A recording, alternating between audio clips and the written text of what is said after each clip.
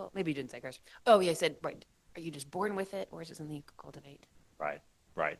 In writing, in rhetoric. And that just got me thinking about the art of rhetoric itself, which it seems to me that we live in an age that presumes more than not that people's ideas are more or less cemented in their mind. I think what I'm saying is I'm not sure that we live in an age that particularly believes in rhetoric and its effectiveness, even though in a way we are exposed to more rhetoric than any other generation before us. Rhetoric of a certain kind. So, yeah. Yeah, if we don't have uh, a place where there's a shared exchange of ideas, Mm-hmm. right? People are siloed into different news outlets. Their whole kind of experience of the world comes from one particular view, that one particular source that is just confirming the things that you already think, or you go to that source because it confirms the things that you already think. And that feels good. I think that's very comforting. Yeah. Yeah, to be able to do that. Right. Yeah, that's no, it is Yeah, it's soothing. soothing. It is soothing. Yeah. Yeah. Um, the right. So we perhaps live in a time when people are most likely to expose themselves to the rhetoric that they already believe. And they have the power, right, to do so Right. in an unprecedented way. Right. And the machines of rhetoric, the producers of rhetoric, the fonts of rhetoric Yes, that's right. are aligned with they are aligned with the audience that's most likely to listen to them. Yeah, I think that's Right. right. That's right. Fox News is not Get all that. trying to convert anyone. That's right. Yeah. They are trying to confirm the assumptions of their base. Yeah, they're But preaching CNN is not trying fire, to right. convert anyone either, right? On there's no apostleship in cable anymore. That's right. Yeah.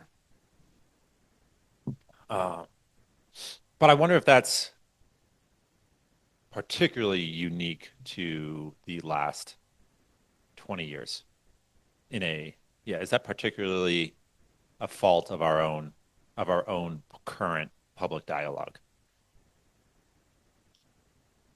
Or I can think of the the debates of politicians in the 19th century, right?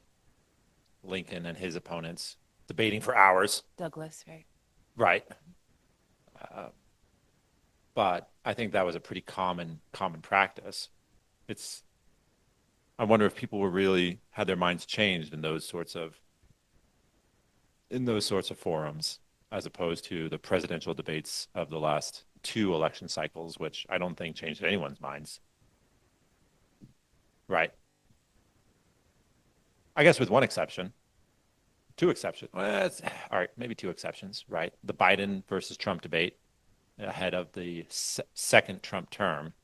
People's minds were changed about Biden's fittingness for office, but it wasn't really anything he said. It was the things he failed to say, Or the right? way that he said the Right, things that right, he or the said. lack of coherence, right? So it Delivery. wasn't the arguments that he was delivering. Yeah, that persuaded So, anybody, right, to flip to the opposite side. right, right. And I think you could argue genuinely that in the Trump versus everybody debates, mostly against his fellow Republicans, I think you could argue that people started to see Trump as a viable candidate instead of some sort of odd political stunt by the guy who used to host The Apprentice, right? Mm-hmm. Yeah. So I think you could point to that. And I mean, whether you were in support of his candidacy or not, you had to admit that coming out of those debates, he looked more viable than people had assumed he would be when he first announced his candidacy. Right. I remember so distinctly seeing an online commentator say, "Well, this Trump stunt is interesting, but at the end of the day, it's going to be Hillary Clinton running against Jeb Bush because Hillary Clinton has the Democratic team behind her, and Jeb has the Republican team behind him." And at the end of the day, that is the choice that we're going to be presented with. And it was said with such confidence that it really struck me because obviously in the aftermath, it was so very much the opposite. Yeah, that to me sounds like ethos. Hmm. That what happens is maybe not so much that people are persuaded by particular positions of the candidates, but maybe they are. Maybe they are. I don't want to paint with too broad a brush here. That the ethos is maybe the thing that's really persuasive here. That something about the speaker's character is Hmm. revealed. That, oh, yeah, you're a serious person, or at least you're a serious candidate. Right? You project confidence and strength and rashness and yeah, a kind of swagger that we would particularly like to see in the Oval Office at the right at the helm of our state, type of a thing there. Officious swagger. That's Yeah. what we really want in Yes, our exactly. leaders. That's right. Right. Yeah, and apparently the guy who used to be on The Apprentice could Mm. do that or had that or like something about that was revealed. So that is an aspect of rhetoric. Hmm. It is an appeal. It's one of the three appeals, and it is a really powerful appeal, and it is the appeal that is kind of always and everywhere implicit Mm. in every rhetorical act, though sometimes it's made explicit. Say, vote for me because I held a baby. Ah, yes. Right. My Vote for character. me because I'm this tall, Yeah, yeah, and this rich. yeah. Mm. Or I actually right. I am an expert in X, Y, and Z. I have experience, right? Foreign affairs, like whatever it may be. It's not. It doesn't always have to be illegitimate or superficial. They can be a genuine appeal. Hmm. Say right. Uh, Maybe it is good to vote for right the governor of Minnesota, or it may be good to have the governor of Minnesota as your running mate because of the experience that he brings to the table. That would be a Right. kind of appeal there to He ethos. knows how to distribute money. Yeah. Sure. Okay, so our original question, I don't think we've said it explicitly since we went live, Tom, is something that we've been thinking about is how is the gift or skill of wit really endowed in a person? Is it more or less a innate talent? Is it something that can be developed?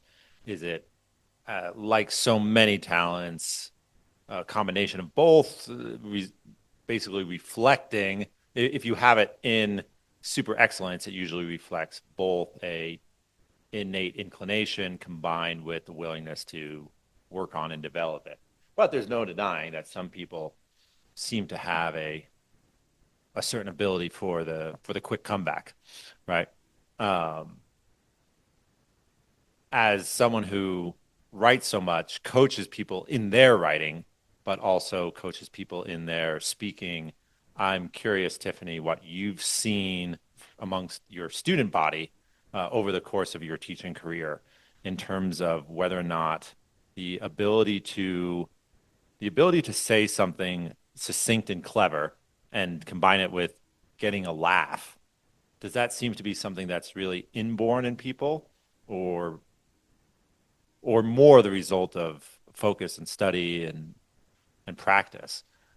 But unlike so many other skills, right, you can practice cooking and try to get a better result. How do you practice being funny, or how do you practice a quick comeback? I was thinking about it before we went on, and I can't really come up with a good narrative for either of those. So I'm curious what your thoughts are from what you've seen among your students.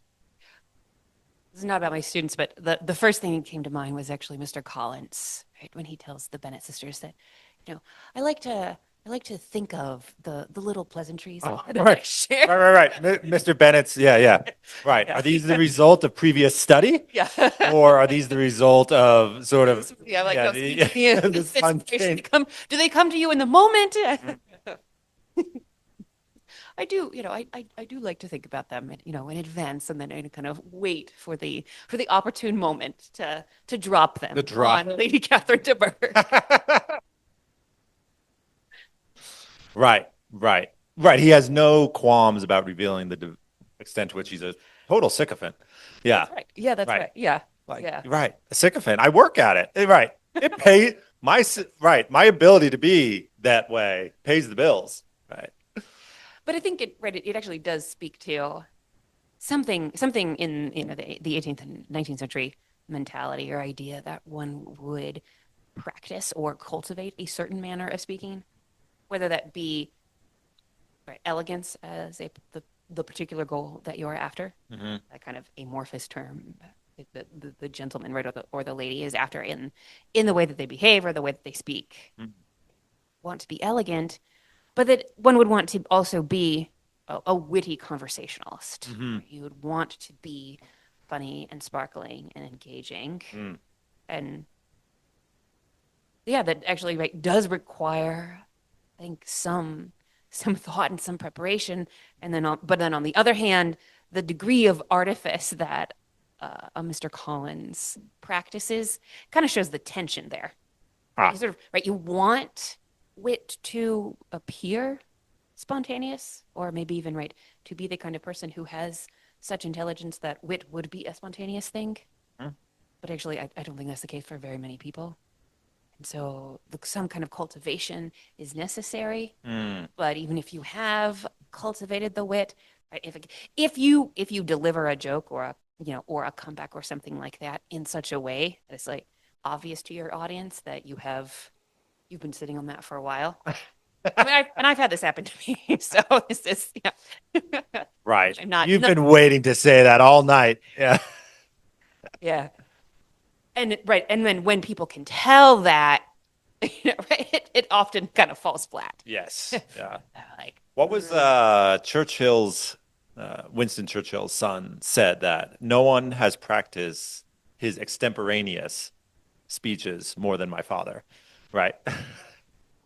You stood back from him and it's like, oh, oh, the Winston Churchill, the man that to whom every quote is attributed, if we don't know it specifically belongs to someone else. that's right. Ah, his son is here to tell us that no, he practiced his extemporaneous speeches. That's right. Yeah, exactly right. But you want to appear as if you have not practiced and practiced, especially humor, right, Hmm. and wit. Yeah. Right there, there's something kind of about that we want to appear natural, even if it is artificial, right? Whereas practice or spontaneous. It's not spontaneous.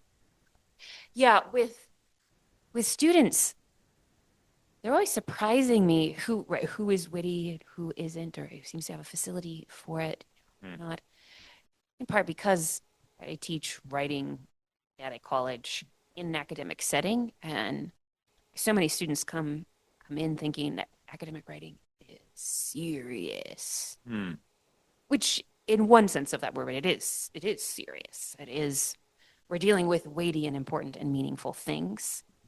Then you could also sometimes, perhaps, occasionally be a little bit, tiny bit funny Wow. I when you're feel writing. right. Mhm. I feel like you've sat across from students and had to say that exact Yes, sentence I have. before. I have. That was not extemporaneous. Not Could you say one thing with just a little bit of levity? just a Right. bit here, Right. yeah. Right, or it'll be kind of obvious to me that this could be funny, or that they sort of would like for it to be funny, right? Or it would have been funny if they were saying it in another medium, Hmm. another genre, in another occasion. And so, and sometimes just say you could just say that. Mm. Right? You could just say that. I don't want them to turn an academic essay into a stand-up routine. Sure. That's actually really obnoxious. Hmm. Not stand-up is not obnoxious in its own right, but it's obnoxious in an essay, In an like in academic an essay. academic essay, right? An intellectual essay. But a kind of wit there. And I suppose if I'm seeing it in the students, right, they're kind of coming with something there. right? I'm seeing it in a student. I'm thinking, oh, you actually have something of a kind of natural, right, disposition for this. And then sometimes it'll come out in the classroom too, Hmm. in the way that they speak, the comments that they make in class. I think, oh, well, bring just a little bit of that into your essay Hmm. there.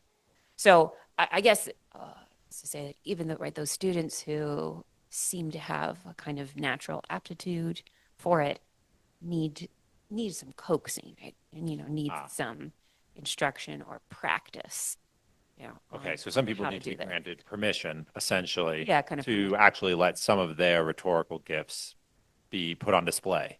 Yeah, Right. just a little bit there. Okay. So one of my seniors had just the tiniest bit of snark in in her senior thesis, which is not something that I had ever seen before from her. I Yep. thought, oh, maybe that's always, that has that been there all along, but it has just never come through in the writing.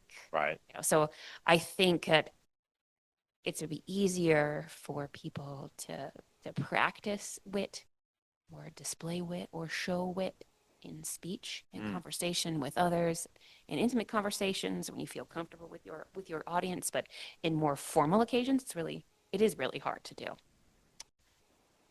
It is. It is. Some people do appear to do it so effortlessly that I do wonder if is there a way to is there a way to develop it, a way to practice it, right? If you want to be that sparkling conversationalist, um, is there a plan of study that you could actually undergo and say, right? If you wanted to be a better artist, you could take lessons in drawing, and you would get better if you were actually disciplined. If you wanted to be funnier or a quote more sparkling conversationalist, I am aware of no practical course of exercise that you could actually undertake to be that way. Yeah, I was trying to think of what is the source of wit. Mm-hmm. What what does it stem from? We've been talking about it, right, as verbal expression, right? Kind of a pithiness, or a sharpness, right, in whether in spoken rhetoric or in Mm. written rhetoric, right? That, like, the use of, I don't know, is it too broad to say the use of language that's kind of funny? That seems too broad, right? Because it's not just like, oh, tell a joke Yep, and then you're witty. You could rehearse a joke. you could. You could rehearse wit too, right? But it seems like it's a kind of quickness of understanding, a That quickness of vision, yeah. I want that's wit. okay. So what I've wanted to define wit as, and let's see if we can marry it to what you just said. I've wanted to define wit as the ability to speak to the truth from an unexpected angle. Yeah, right. So And when and I want to be and specifically when I say speak to the truth, I don't mean, oh, you're just saying something true. You might be, but when I say speak to the truth is sort of bring people's minds. You basically bring to mind in your audience something that is true, but in an unexpected way. Um, it's not necessarily saying something that is specifically true. It just gets people within the ballpark. Um, I'll pause there. I have an example that I think might illustrate it, but I want to put the ball back in your court. So, yeah, what are your thoughts there? yeah, I think this is aligned with what I was thinking about, Hmm. where we are wit as a sort of understanding, kind of vision there, that it does seem to involve a kind of juxtaposition Hmm. of or at least, right, the ability to recognize juxtaposition, right, to say, meet a moment that is high and elevated, and, right, you kind of would bring it down, to something sort of a little bit lower, to a kind of lower register, or a swift and surprising joining together of two things that don't quite seem necessarily to fit together, Okay. that you would want to bring Now this show sort of sounds like irony to me, but I think Mm. they probably actually are, right, connected to each other. Do you have an example in mind to? I'm trying to think, right, Shirley, something, right, that Lizzie Bennett says, Ah. right, has got to be. I feel like every time Lizzie opens her mouth, Mm-hmm. right, or Mr. Bennett too. Right. Right. Is it Lizzie Bennett who makes that quip about young women being accomplished? Right. He says, "Oh, any woman who's picked up a picked up an instrument or taken some drawing lessons is now quoted throughout the county to be accomplished." Yes. Is that her? Yeah, just like a few smatterings Yeah. type of a thing. Then she says to Darcy, I'm no longer, right, surprised that you know five accomplished women. I marvel that you even know one accomplished woman there. Like that whole kind of, yeah, manner that she speaks to him there. Mm-hmm. Yeah, and Lizzie kind of combines, right, sincerity and archness, I think is the word. Archness. Yeah, kind of I, archness. I think that's I'm not familiar with what that is meant to. and I think it's it's that kind of like, right, a playful sarcasm, a playful sort of a wit there. Mhm. Right, right. She's a serious person in the sense of things matter to her. She's serious about virtue. Yeah, she's very exactly. She's serious about virtue. She's serious about love, for love of her family, especially Jane. Love for Darcy, love of virtue, love of the good, the Mm. quest for happiness. Right. So she's not a callow or shallow or flippant person, but there's this like playfulness, right, about Mm-hmm. about her. She like makes fun of Jane for falling in love so easily. Mm-hmm. Maybe example like that. Right? She's so quick to she's so quick to recall Jane's kind of past errors and mistakes, but she delivers it to Jane, but she's speaking to Jane, right, in love. Mm-hmm. There, right? She's not trying to shame her. They think, well, your heart is so fickle. I'm sure you'll get over him, but you do kind of fall you do kind of fall in love pretty quickly and pretty easily there.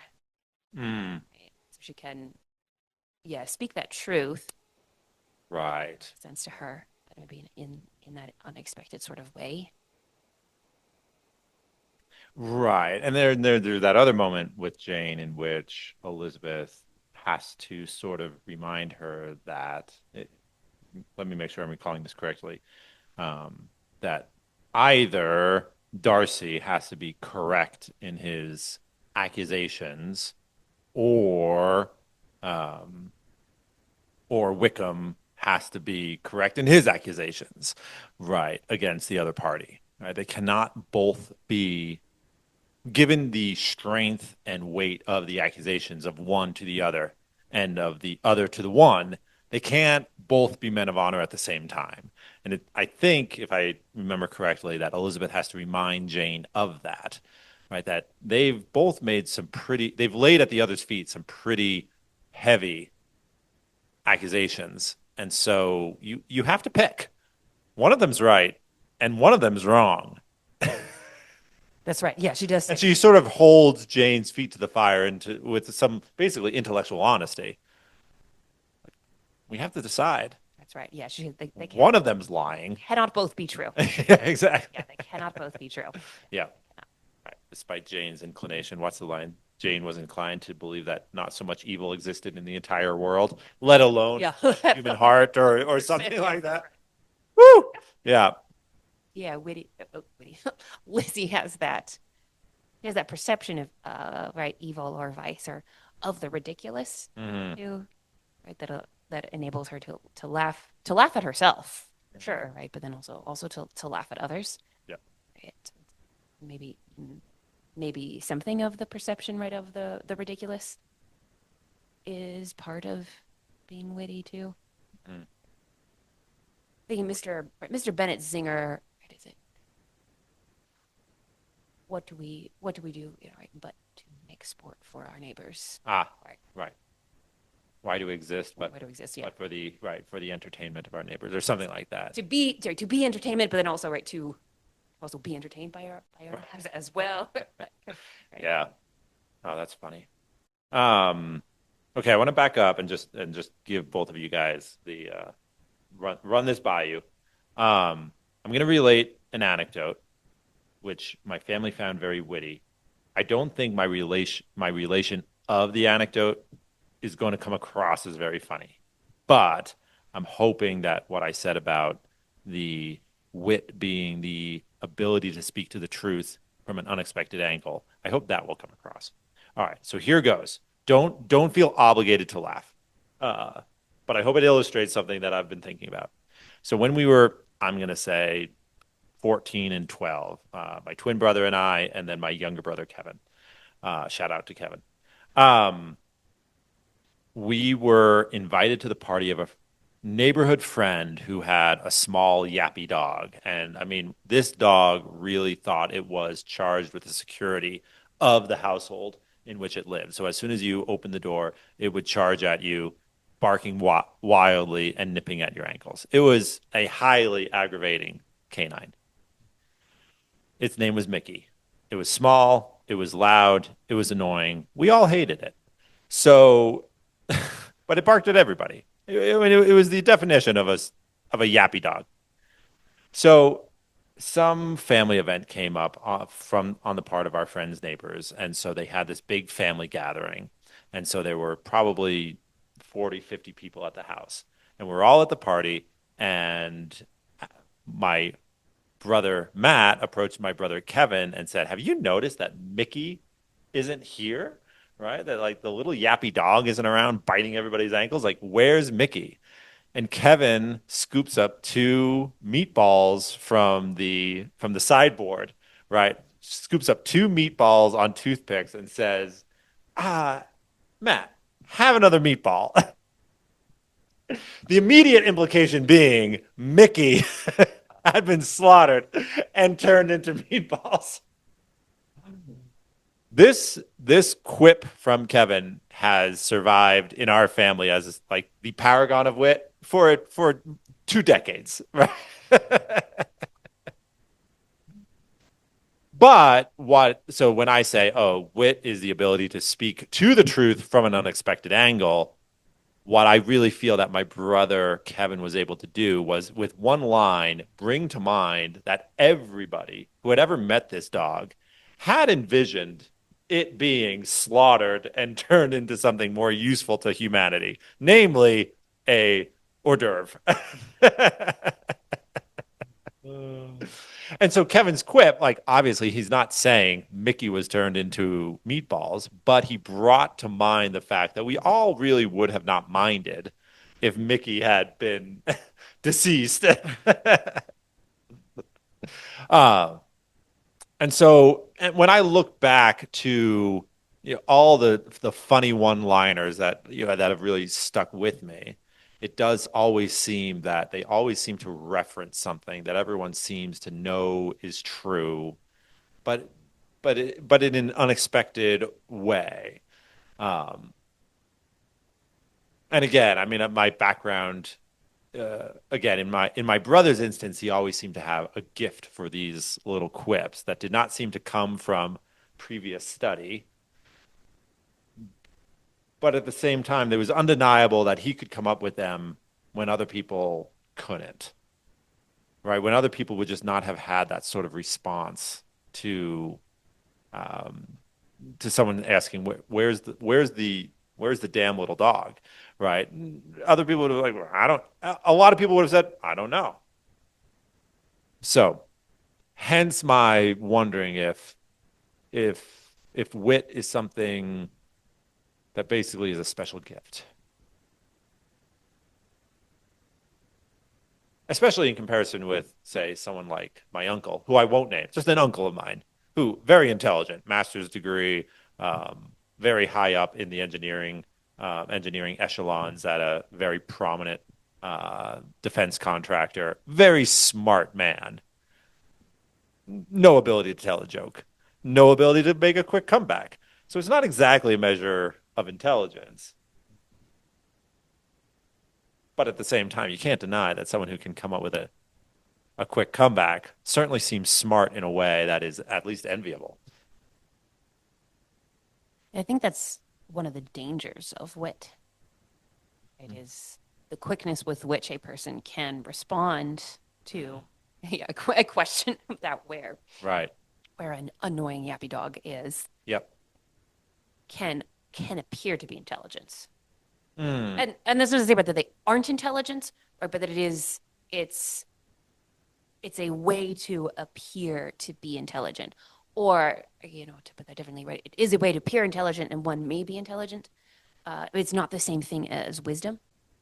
It is not the same thing as It's wisdom. not the same thing as wisdom. This is something that's very concerning, right, to the 18th century and to someone like Austin too, right? Is the relationship between wit and wisdom. Oh, Because say more. right, wit, right, originally, right, wit is connected to understanding. Does Hmm. does mean one's ability, right, to understand. Right. Or in Middle English, right, you would talk about the common wits, like like the senses. Hmm. Right? It used to have that kind of meaning as well.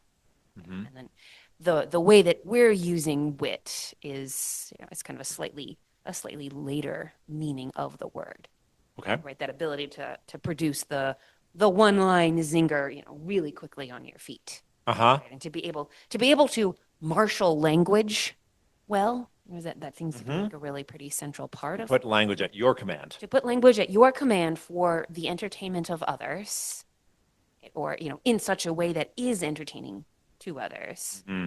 And yeah, as you said, it speaks to truth, or at least, right, appears to speak to truth, right, or appears to be getting at something that may look like one understands and knows what one is talking about, but certainly could be a mask for a lack of understanding, right? Or it could be an expression of alacrity of mind and intelligence, but not necessarily wisdom, right? An Mm. actual, like, deep understanding of the world. So, right, can you marry wit and wisdom? Are they at war with one another? Yeah, does what can one person have both? Are both of those like gifts of God, gifts of nature, want you to cultivate both? Which one should rank higher than the other? You have dull, uninteresting wisdom.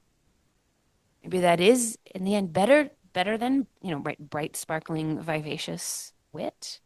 Mm. Then vivacious folly. Yeah, no, vivacious folly. Yeah. And then, but then of course on the other hand, dull, boring wisdom is maybe not the most persuasive. Yeah, I Speaking of remember which, right? someone saying that you may not you may not be able to win a debate, but if you can make your audience sorry, you may not be able to win an argument, but if you can make the audience laugh 3 times, you can win a debate. Yeah. Yeah. Which is, I mean, that's also about ethos too. Hmm. We like people who make us laugh. We like people who are funny. So we're inclined to trust that person at times, right, regardless of his or her position or his or her argument, Mm. the actual content, right, of the message. And then I think it's probably actually potentially the case with one-liners and Mm. zingers, right? Things like that. Like, oh, I like this guy, right? I like this girl because, yeah, she's funny and she makes me laugh, and that makes me feel good, and also because, right, she seems clever, Mm. intelligent. Yeah, I think Again, Trump we do. himself actually said he didn't think he'd be able to win the election. Uh, I think Trump said, if I had not come up with my line with the Megyn Kelly interview about Rosie O'Donnell, he didn't think he'd be able to win the election. Right, right. Mr. Trump, you've been accused of making harsh or belittling um, um, or even or or even um, masochistic comments about women. What do you say about that? And he raised one hand and said, "Only Rosie O'Donnell." And the crowd loved it. The crowd loved it. Loved it. Yeah. And even I mean, you look at the recording. Even Megyn Kelly is like, "You're right." You know that she's holding it in. And admittedly, the fact was is that he probably had said comments about women besides Rosie O'Donnell, but in just in one comment, he sort of made all of those accusations against him seem sort of petty and forgettable, right? Because he was clever. It's clever. Yeah, It was I mean, very and I think there's an I mean, if the man himself is saying, "I'm not sure I could have won the election without that," uh, he may be wrong, but it's at least a perspective worth considering. Yeah, right. It's so funny because you watch the recording and you see him straighten up. You know that he's come up with the answer before Kelly's finished her question, and then yeah. he says, "Yeah, only Rosie O'Donnell." So good. Like, damn, he nailed it. He nailed it. For good or ill, Right. Yeah, he did. right?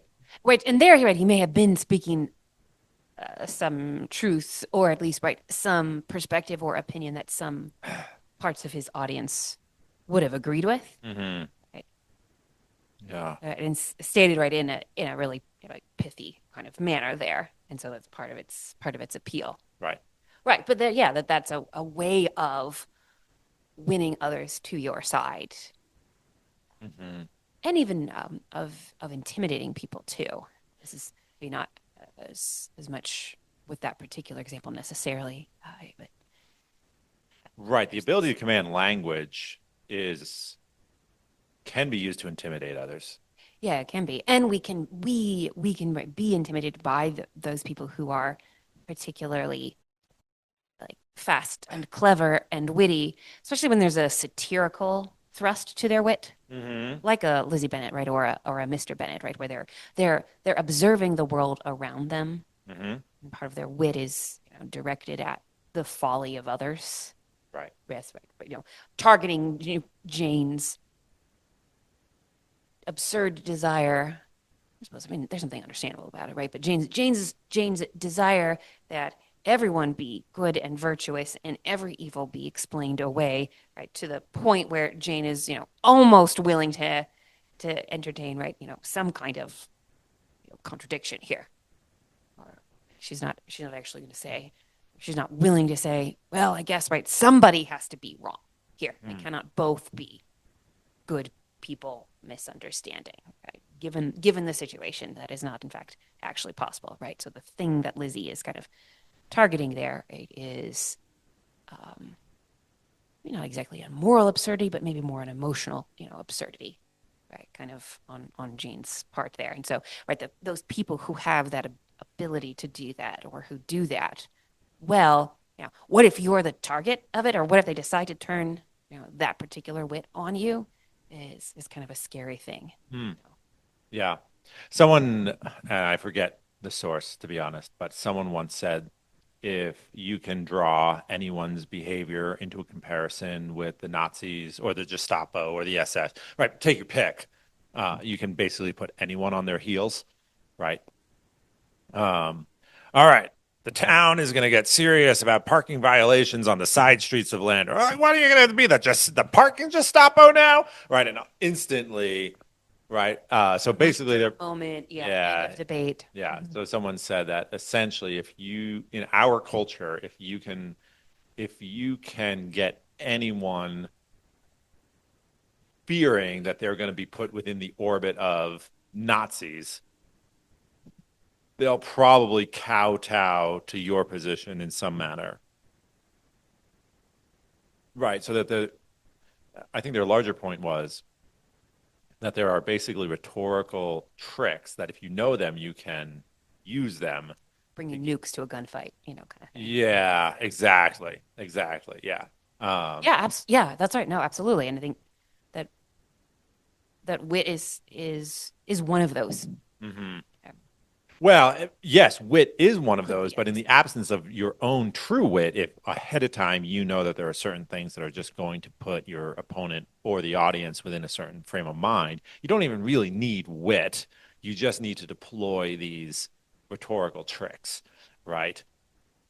um, I was discussing this with my brother, and I said I think there are certain things that basically stand in for wit for people who are not actually clever. I said the rise and fall of the "that's what she said" uh, trope within our culture. I think reflects that. It's like anything that references in or on top of or underneath or anything that references those, if you just stick in that's what she said, all of a sudden for a while you could just say that and sort of be considered witty, even though all you really had to do was match what someone said with some particular words with this basically stock phrase, right? Similarly, with on the more serious side, with whatever someone says that has anything to do with the actual application of authority and order, if you just say, what are we under the control of this Gestapo now? Instantly, you have this upper hand in a way that basically just reflects the society's willingness to sort of bow to certain tropes for in a certain window of time within a cultural conversation. Um, I think I think it's important to be aware of those rhetorical tricks that might exist within a certain time frame in a culture. Yeah, right. I think absolutely. We're talking about you want not to manipulate your audience, but to genuinely persuade them. Mm-hmm. Right? That's a very different thing. And I guess this is especially maybe helping me think about your earlier question about, right, teaching wit or cultivating wit. Mm. That maybe I've never thought about it this way, but maybe reflecting on this difference between the employment of flippantly or archly expressed stock phrases Mm-hmm. versus, at the very least, coming from or having right a desire to genuinely persuade your audience, and you don't want your wit to kind of be the thing that persuades your audience, or right, the only thing that persuades your audience, right, or the to to take over the actual substance. Mm. You want right some unity between, and this is just a principle I think of good rhetoric, right? Is that you want a unity between, right, style and invention, right? Style, like how you are saying, and invention, the what you are saying. You want the style to be the vehicle of the meaning of the invention, right? To be Mm-hmm. kind of, an incarnation of it. And like that you would want, right, the wit to function, like wit used well, Right. right? When we're, and again, I'm definitely thinking of when we're talking about writing, I think we have to be talking about it somewhat consciously, right? Deliberately used, right? It's much harder to write sort of spontaneously. So like, and here I am, right, over here writing, witty, witty zingers. And maybe that's just because I don't think I am especially naturally witty, and so I would have to, really, really think Get about it it. Right? right. But We'll yeah, get it in the rewrite. yeah, Yeah. yeah, exactly. I have to be Mm. kind of like, yeah, look like laborious about it, right? But that, yeah, as you're, thinking about the use of wit, that you would want it to be married to, right, or in service to what you are trying to say, as opposed to be the thing that you're trying to say. Mm-hmm. It can Mm-hmm. take over. You know. No. Again, I think, like, I don't know, late at night at the bar, I think it's okay, right, for wit to sort of be the thing that you're saying, Mm. right, with your friends. Mm. That's what she said. Oh, Oh, brings down the house. we're on our fourth beer, dude. Like it's Right. ugh. Oh, wait. Dr. Tiffany Schubert's summary of male wit. Wow. What I imagine it to be. Yeah, exactly. Right. Wow. Were you there? Yeah. On the fourth. Right. Were you there with the guys? I think we just came up with the title for the episode. Nah. Does that count as wit? Right, right. Yeah, good. Oh, that's great. About what you're saying with like the wit is like in addition to what you're trying to say, because with just going through Lewis's Four Loves, he has a way of saying something like that makes a lot of sense, and then he'll just add a little thing on the edge, and like you start laughing because it's so true. It's very witty at the same time. Mm. Yeah, I was thinking about Lewis too. He is, I think, a really good example of the union of what wit and wisdom. That the humor in Lewis does not, it doesn't dominate what he's trying to say.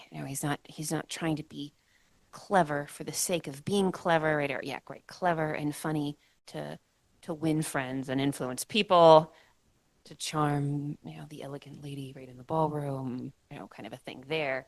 But yeah, to genuinely serve his message, Mhm. to and to enhance his wisdom, or even to like enhance our pleasure in the wisdom, Yeah, yeah. because it is really pleasurable. Like yeah, it is really pleasurable to present the idea of the dog as meatballs, Mhm. with that kind of snarky one-liner there, as opposed to Because we all at one time wanted that dog wanted the dog to die. to die. Right. And what could be better than if not only was it dead, but we were eating it. Yeah. Yeah, it's achieved a higher purpose now. Yeah. Well, another one, maybe it's not explicit wit, but it's have you seen those like comedy skits on like a specific culture or type of people, and they just start going through all the things these people do, and if you know what they're talking about, you just can't help but laugh. So there's a couple guys that do stuff on like how to be a Midwesterner, Mm. and being from the Midwest, it is so accurate. Mm. They're like, so you can't pay a Midwesterner a compliment without us like self-deprecating ourselves. Like, if you say, "I like your jeans," you're like, "Yeah, I got them off the thrift shop. They were $5. They're not bad. Yeah, I think, yeah, they're not bad." Like, we won't say thank you. It's not allowed. Or Oh, we can't accept a compliment simply. yeah, We have to say something about we have how to little. rate it. Yeah, Right. We have to, right. Hmm. We have to You think these undercut. are great, but Yeah. We have to undercut our own. Right. This old thing. Yeah. yeah. Or if they are like trying to be, like, if you're trying to, like, you can't be more polite than a Midwesterner. We'll offer you, can I take out your trash if that's not too much to ask for you? Right. Right. Exactly. Yeah. If it's no inconvenience, could I pay your taxes this year? I have to think about it. Yeah. Yeah. so there it is. It kind of a slight exaggeration that hits at the truth? I think it is. With that, Yeah. to Jonathan's definition of Yeah. what is the truth in it, Mm. unexpected ways, and surely there's a gradation of unexpected there. Sure. It doesn't have to be completely Right. shocking, Yeah. but like a slight, I don't know, right? Yeah, a slight exaggeration or something like that. Yeah. Yeah. I think there is this reminds me of a conversation where some guy was saying, "Oh yeah, you can buy everything used. Just buy everything you want in life. You can just get it used, right? Used cars, right? Like that, you're going to save so much money, right? Like cars lose 30% of their value as soon as you drive them off the lot. So just buy used, right? And it's like, oh, and you can get designer labels if you just go on eBay or just go to your local thrift shop and you can just get designer clothes. You can just buy them used, right? And he was going on and on about it. Like the shoes too, just buy them used, right? And he's like, and even my dishes, I just go to a thrift shop and I find great handmade pottery and I buy it used, blah blah blah, everything, buy it used. And some guy shot back. He said, "So did you marry a widow?"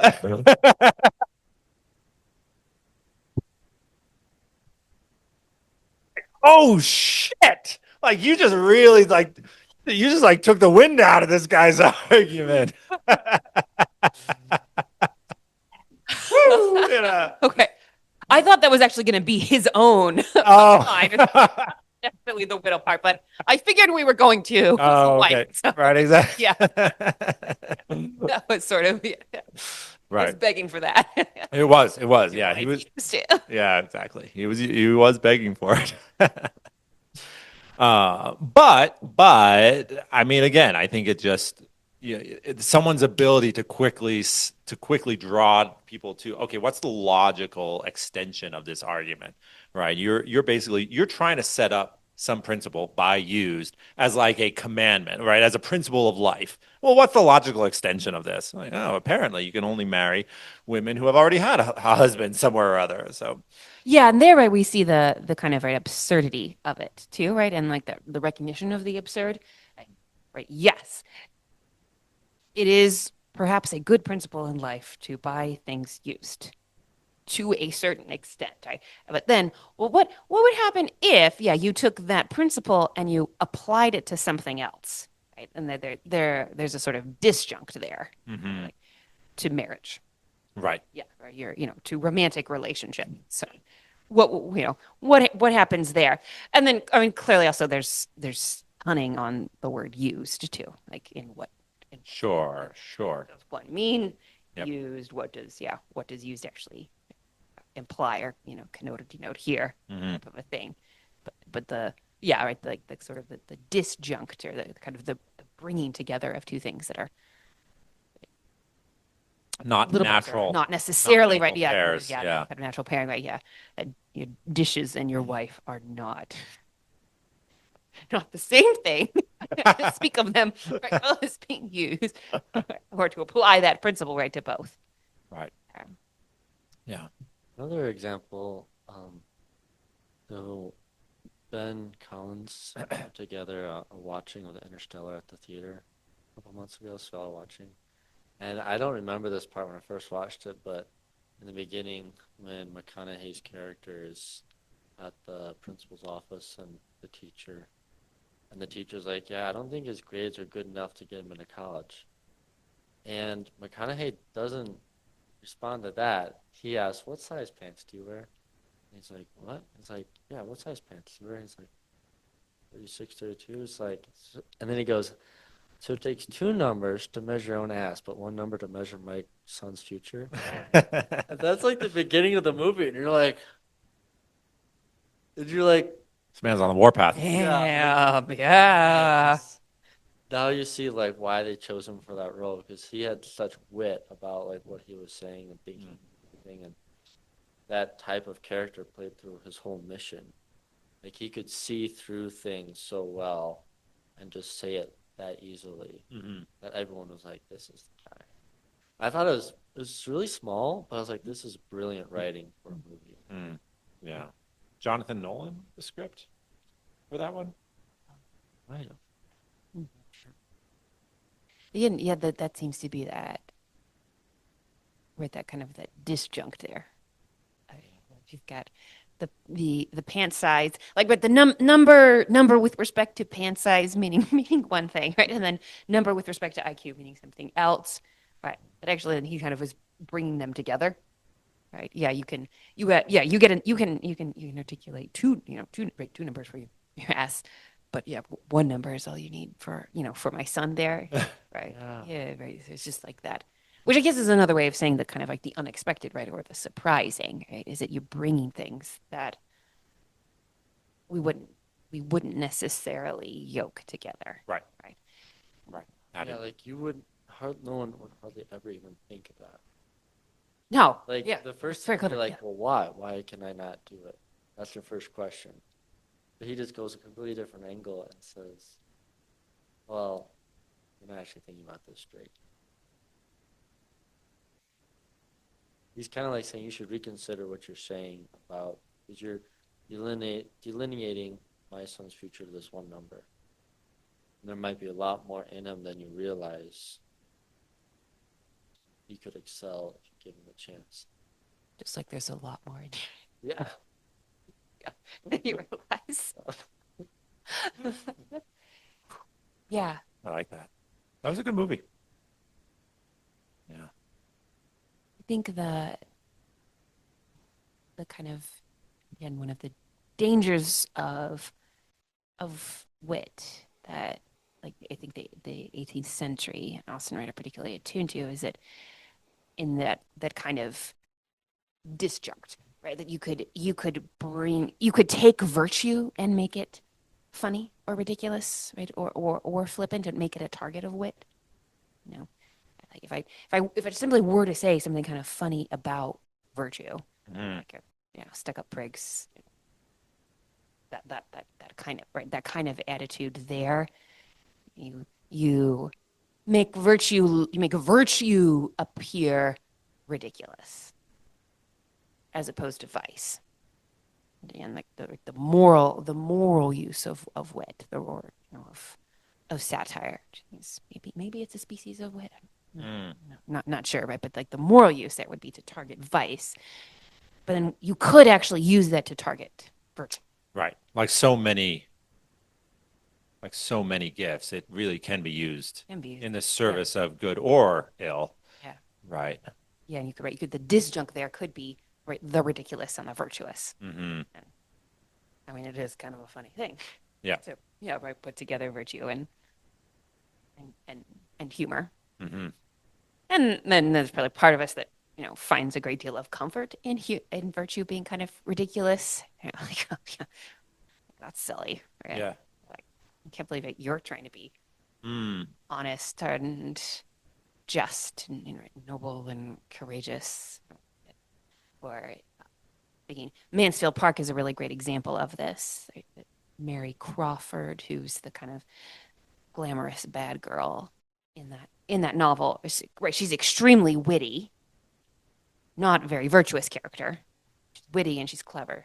She's not wise. She's not virtuous. But yeah, she's really pretty good at making fun of virtue. To make fun of Edmund, the hero of the novel, for wanting to genuinely be a good person, right? A good vicar. Mm-hmm. So that seems an absurd and ridiculous thing to want to be virtuous. And then, of course, the great, I don't know, joke, if joke is exactly the right word, but the thing that Austen does in that novel that's really quite brilliant is that the actual virtuous characters in the novel are kind of dull. They're a little stodgy. A little stodgy, right? Oh, Right. That Yeah, happens. there's a lot going on there. Right? Yeah, right. Mary is witty and therefore it's very attractive. It's hard to read that novel and not have a great deal of enjoyment in her. And again, I think at times profound sympathy for her, and at times, at least I have definitely found myself rooting for Mary at times. Mm-hmm. I'm like, yeah. I think, oh no, I don't. Right. Oh, right. Like, get in there and have some fun. In Oh, the end, hey, yeah. oh, shoot. Oh, I see. Yeah, like Right. you betting the house on red. Woo, maybe. Yeah. You are, an irreligious character, which in the Austen world, right, that's not a good thing. No. Right? That's not a good thing. But she is way more fun than the actually virtuous characters, who are just not that much fun. Right? Yeah, in the novel. Right? But yeah, like again, I think you just think when you kind of bring that particular right, disjunct there, that sort of right surprising way of saying something when you are flippant and witty towards vice. Mm-hmm. It's very powerful right? And very dangerous. Mm. Right. That almost seems like self-serving wit. Like if self-serving wit is like degrading a virtue to make yourself feel okay about something you do, where maybe like genuine charm be you playfully interacting with someone for your both their and your own good, so that your wit is elevating each other to something good. So like you're not trying to take something away from someone, but you're trying to give them something as well to play with. Kind of like maybe it's like the difference between snarkyism, like being snarky versus being like an elevated way of describe wit. Maybe just playfulness. Yeah, and I think right. You could be right, just right, playful for the sake of being playful, and that could be a good thing. But again, to connect it to sort of Jonathan's definition, it's that maybe right that yeah, that playfulness in service of the truth, but also I think in service of another. There could be an element of charity Yeah. in wit. Right, but it could be corrupted to a playfulness in the service of your point, right? And your point may be unwise or untrue or what, right? But you Yeah. could, in theory, Yeah, still put your ability to be witty at the service of what you want. absolutely. Yeah, Right. yeah, you could. Yeah, Yeah. yeah, right. Or just in service of winning approval, making people like you, power, something like that. Mm-hmm. And maybe I don't even have a particular point. And I'm not trying to advocate for vice over virtue necessarily, but just I want people to like me, or I want to have some kind of social capital in this moment, or I want to have some kind of power here. And yeah, I can employ wit in that way. I wonder if there's a certain type of meekness of someone who has the ability to skewer the other party, skewer their rhetorical rival. And if you hold back, I wonder if that would be a type of meekness. That'd be interesting. Yeah. Like, oh man, I could just finish you right now, but nope, I'm going to hold back. I'm going to try to meet your arguments on a more Yeah, or at least a kind of temperance. rhetorical plane. Even. Temperance with it. Yeah. And meekness puts it in a kind of Christian light, thinking, kind of classical Aristotelian light too. Mm-hmm. Yeah, but I could, but I choose not to. Mm-hmm. Yeah, because sometimes the really good comebacks aren't the nicest ones. Right. Yeah, they aren't. Right. There is the great potential for cruelty. Right. It's so fun sometimes. Right. Just Then like, yeah. going in your mind, and you're like, oh, I could get them so good. Like even in hours after the fact, you're like, wait, what am I doing? This is not good. Yeah, I'm probably right. A cruel use of wit is maybe in some sense easier than a charitable use of wit. And maybe that's just because as fallen creatures, it's a little bit easier for us to mess things up, than it's to like, be virtuous. Yeah, I mean, Austen herself struggled with this. She was incredibly witty. Just, no huge shock from the woman who creates Lizzie Bennet and and writes the novels that she does, which have profound wit in them. She was capable of marshaling that wit with a great deal of cruelty. There's a moment in Persuasion. I think this is probably the worst moment in Austen's wit, where she really kind of making fun of a mother who is grieving the loss of her son. He died at sea. It was kind of I think Austin maybe uses the word worthless, or like something close to that. He was not a great kid at all. Right? But she's grieving over him. But she's a large woman, and so Austin makes fun of her, and kind of like talks about her fat sighings, like funny, but right, not at all. Yeah, it's one of those moments where like, oh right, yeah. If Austin had let herself go, like she really could have let herself go. Right? Sure. And we see that in Emma, right? Yes, that's right. Yeah, that's right. Yeah, that's a Yeah, great Emma's- great example. Yeah. Yeah. Essentially, I suspect Emma's true moment of conversion, ultimately, right when Mr. Knightley calls her out on. Yes. That's Emma's worst moment. That's the Yeah. like the most, I think, vicious thing that Emma does in that novel. And Emma does a lot of things and she makes a lot of mistakes that are very serious. Mm. But I think that, yeah, I think we're supposed to see that moment as the absolutely worst moment. Mm-hmm. She says, right, oh man, I'm right, but the thing is that you will be limited as to number. Yeah.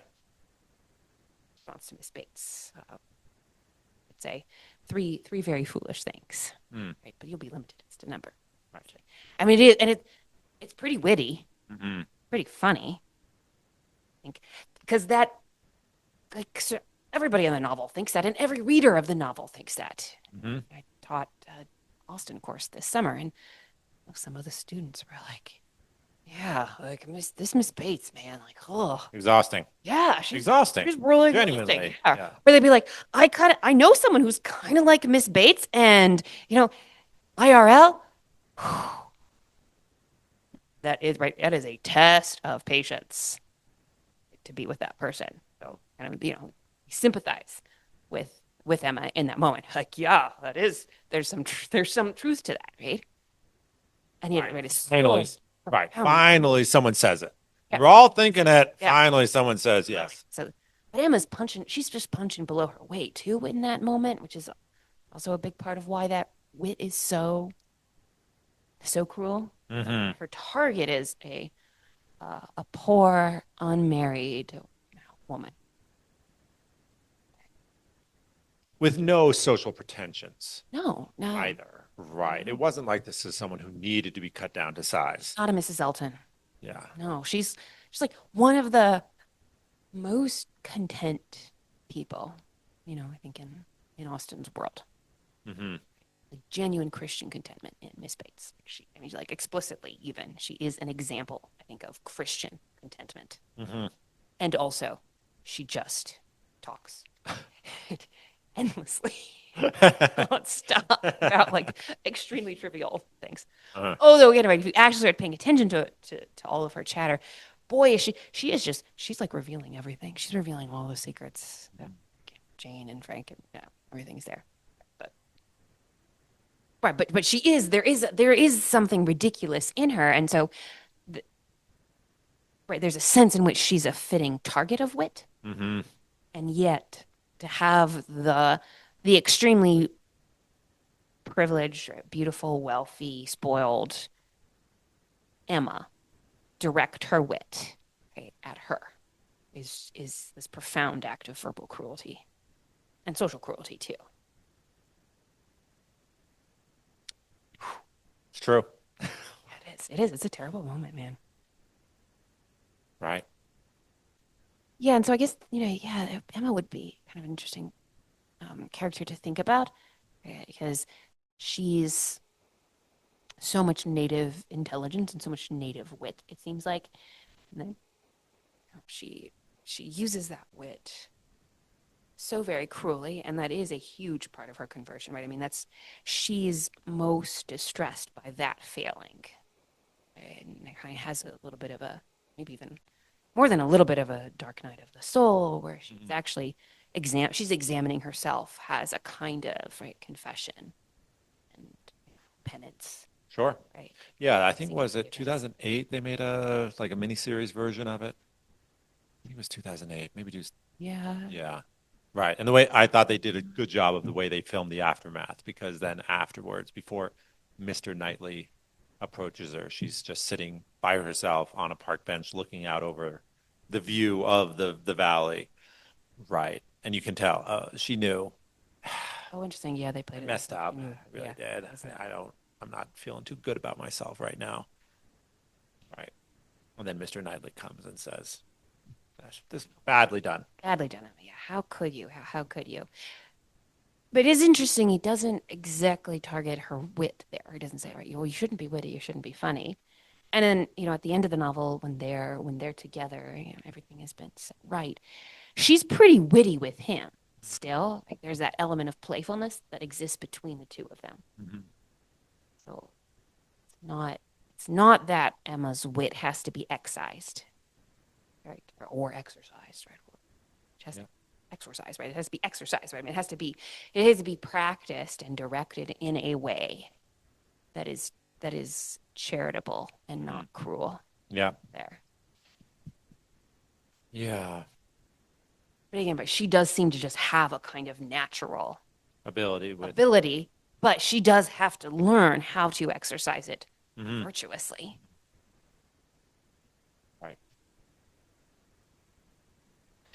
Yeah, because you kind of, just like in personal experience, there's a lot of people that you know are quick of the tongue, understand things fast, but they use what they're just like, yeah, they don't use their skills for the benefit of others.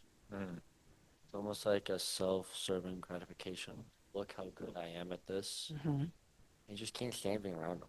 Like, what you're saying is funny objectively, but the way you're saying it is not inviting for more conversation for me.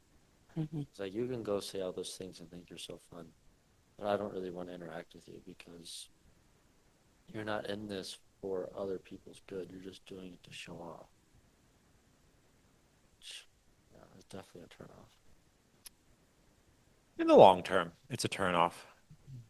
I don't know Like, that it's always a turnoff in the immediate moment to the crowd. well, they get attention at cocktail parties. Mm. That's Then the right. night after, the day after, I don't know if I really want to hang out with those people again. Maybe. Yeah, I think that happens. I think what you're describing does happen. I think people who, but I think people can gain social credit even even with cruel wit. Yeah. Mm-hmm. That is true. Again, maybe it decays in the long run. Maybe it alienates certain types of people and gains you certain types of allies that might be more toadies. And do you really want these people as allies? Well, but I don't think it's prudent or realistic to say that even wit cruelly deployed cannot at times gain you some social advantage. True, true. And I mean, yeah, maybe the difference is levels of intimacy too.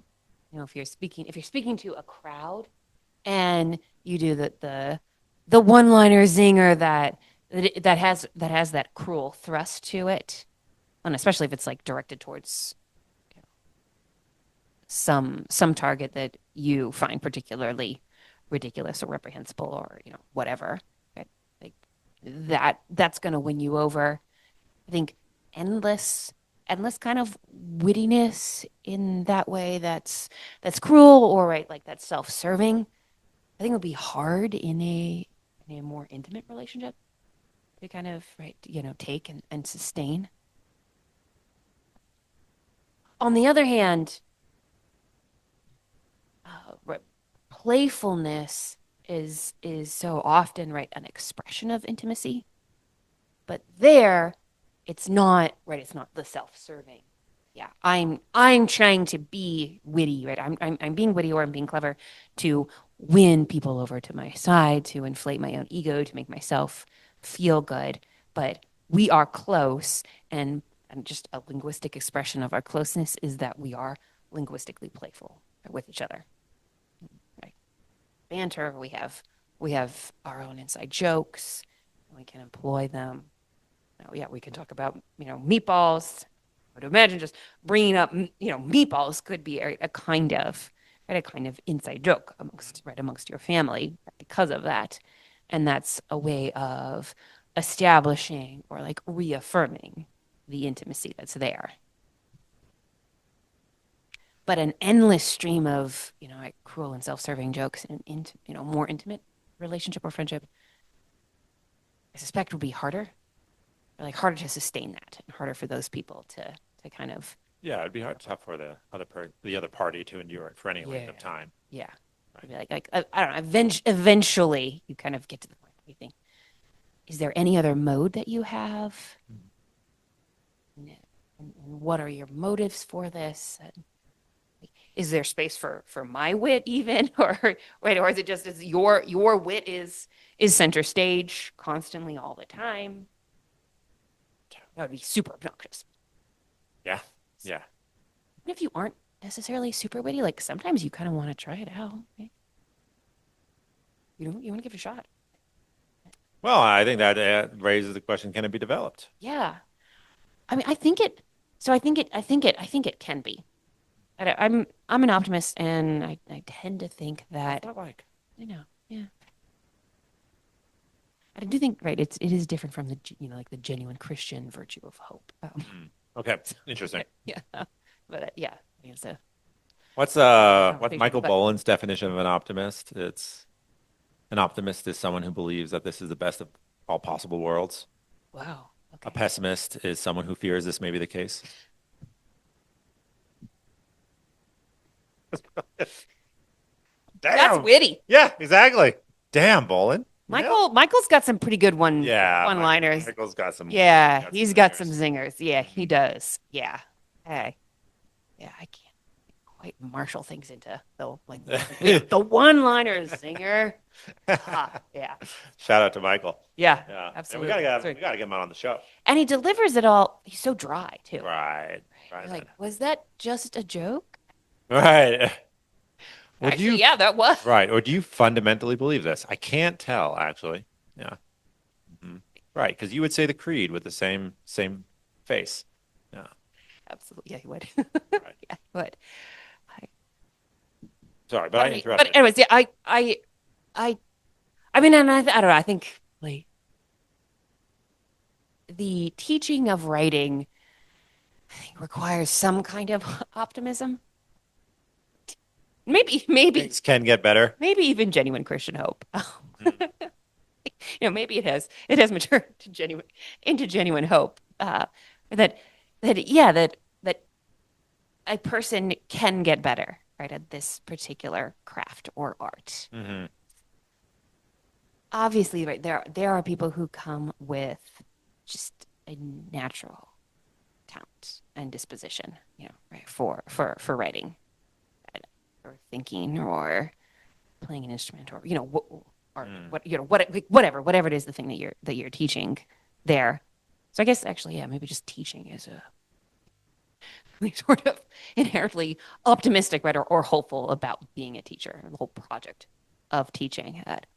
Yeah, that some people have a right kind of natural disposition here, and yet I think that people who come in who maybe don't, or who seem to really struggle, I think there is a genuine possibility for them to develop, right, and to become better. Mhm. They can't become Shakespeare. Not everyone can become Shakespeare, Mhm. which is not our goal anyways. But that the cultivation of these arts, these skills, right? It seems to be a possibility for the rational soul, and so I think that is probably something of the case there, right? With wit too. Anyways, we're thinking about like the sources, right, or the foundation of wit. Clearly, reason, right, is a source or a foundation. One has to be rational in order to be witty. My dog is not witty. We have very witty things to say about our dog. Right. And our dog can be funny, but not intentionally. Not intentionally. Not Right. not Yes, that's not in the same way when we say, "Oh, he's funny." yeah. It can be the butt of the joke Right. and a great source of joy because of that. That need not be the sort of like, disdain or contempt for, a lower being, but just like a genuine source of right, Right. of delight. But yeah, my dog is not going to be speaking to truth in an unexpected way or joining two things, right, in a kind of disjunctive way. Mhm. Right. My dog is not Right. going to he's not going to be doing that. So reason is essential for wit. And the apprehension of disjuncts, right? Or the apprehension of unexpected and surprising ways to say truth. Mhm. I think that is something that can be it certainly can be identified, or you can sort of point it out and say, ah, look here, you see what this author is doing, Right. what the speaker is doing, Yeah, and then it occurs to imitate me it. that the work of trying to make your audience understand better what you have to say is one and the same thing of the work of making yourself understand what you have to say, right? I mean, Absolutely. I mean, You're what persuading yourself you're as well persuading as your yourself, audience. right? You're refining Very your well. own belief. Too. Yeah. Mhm. Yeah. Well, I think we've mentioned it on this podcast before. Flannery O'Connor saying that it is in the refinement and the editing of our writing that we find our own voice. I think that's Mhm. Yeah. it's fundamentally true. That's certainly true. Yeah, I think that's right. Yeah. Right. And there is a uniqueness and distinctiveness to that voice. And it may be that a great deal of wit is not part of your voice, but you're not an especially witty person. You know? I'm trying to think right if I don't know. I feel like Aristotle might have been occasionally witty. Aristotle thinks wit's a virtue in the ethics. He sees it as a kind of virtue. It's a social virtue, right, that brings pleasure, right, to others there. But it may be that yeah, your voice is not so much playful and right, and humorous and witty there. But I encourage students. We do a fair amount of imitation exercises, and one of the things that we're after there is, well, let's just like try out somebody else's voice, and kind of see what happens. And the end goal is not for you to write like this medieval author, right, or this 19th century novelist, but like just like play around, Right. and kind of see what happens there. Right. And so Right. so Learn the tools of their sandbox, yeah, and you'll be better in your own sandbox. yeah. Right, I mean, like everything natural, right, in human beings is also artificial, right, or requires artifice, or requires art, Mm-hmm. requires cultivation and practice there too, to like fully come into its own. Mm-hmm. There's right example of maybe Christ, but even Christ, right? I mean, Christ develops, right, and grows. Right. Oh yeah, the gospel seemed quite explicit. He grew in wisdom and in strength. Wisdom, that's right. Yeah, he goes through that kind of like typical human process of maturation and development there. Mm-hmm. But yeah, that one could cultivate that. And the how you do that and why you do that. In what context do you do that? I think all of those actually could be really helpful ways to to guide people, right? To guide students to kind of meditate on and think about how would one be witty, right, or playful. Okay, Mm-hmm. well, why do you want to be playful here? Mm. And is it serving your message here? Yep. And I like to think that the moments that I've encouraged students to be witty in their writing is because I think it genuinely serves their message. Sure. Yeah. I mean, do you remember that piece I sent you about Rudolph, the Red-Nosed Reindeer? Was this your family? Yeah. Mm-hmm. Mm-hmm. Right. Yeah. I think I read it to someone else, and they said, Jonathan, I didn't understand a word of it. Right. Exactly. I mean, it's like it didn't serve the message. Right. It was so overbaked in terms of alliteration and plays on words and frankly, circular reasoning. Um, my thought, oh, this will be funny. Well, I mean, it's not funny if people don't understand it, right? Although right, were you trying to convey some serious message? I was trying to convey I was trying to convey a message that I actually believe, although I don't think is particularly important, which is I think Rudolph the Red-Nosed Reindeer is the most ridiculous Christmas song It in our is. yeah Yeah. in our It's canon so of in our canon of Christmas songs. yes. And it's got some serious competition because I think there's a lot of ridiculous Christmas songs. There are a lot. It's like a subgenre of Christmas songs. Yeah, Yeah. yeah, they're not carols, Mm-hmm. right? Right. Mm-hmm. They're not carols. They're not hymns. They are Christmas songs developed in what, the 50s to 70s. I mean, I honestly don't know. Yeah. I mean, where like, I did think like Last that Christmas 40 I Gave You through My Heart? 40s through 70s, right? Yeah. Yeah. Yeah, Santa Baby. Like, where did Yeah, Santa exactly. Baby come from? No, I don't know. Where's it going? Yeah. Why is it here? Not the trash heap of history, unfortunately. Right. Michael Bublé did like a, a reworking of it from a Of course Santa he did. Santa buddy. Uh, Kill me, run me over with a sleigh, please, because oh, yeah. where did we come up with this direct? Oh. So yeah, so when I say Rudolph the Red-Nosed Reindeer is the worst Christmas song in our canon of English Christmas songs, Really considered opinion. it's a thoroughly considered opinion, I'll tell you that. Yeah. Like, we have to listen to this stuff again? Yeah. Yeah. Thanksgiving to Christmas Day. I've been listening to this at Target Mhm. for 20 years. Yeah. Yeah. No, I do want to do a similar evisceration of Last Christmas I Gave You My Heart. The very next day you gave it away. Who did you give it to? Yeah. Hmm. Yeah. Yeah. Christmas heartbreak, though.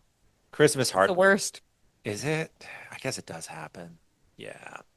Mm. Exactly. Right. Right. Well, unfortunately, the holidays often draw to mind the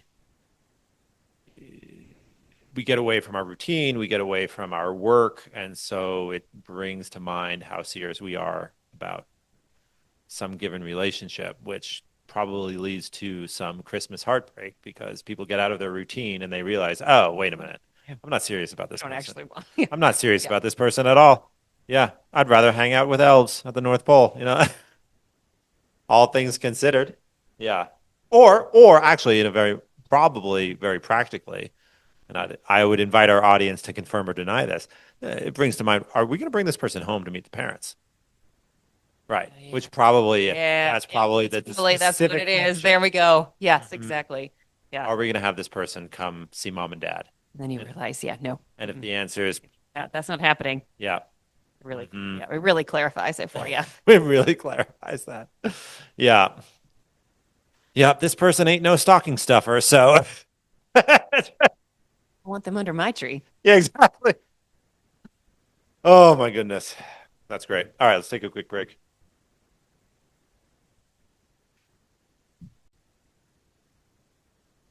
See, it's my good way. I've been trying to think of a good way. Yeah, I think for him it's kind of an inherently negative category. Probably because you're not laughing at some genuinely funny thing or creating humor. You're just using laughter as a way to get at something. But you don't want to be like directly mean about it. So you think if you just put a touch of humor on there, it'll be okay. It's like seasoning something bad with salt.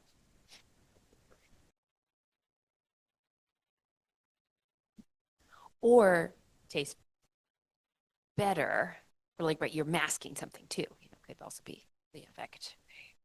If I cover this in salt, which does sound really gross, or in sugar or something like that, it'll kind of go down. Slather it with that MSG. Yeah, that's right. What do you guys mean when you say flippancy? I don't have a ready mental picture for it.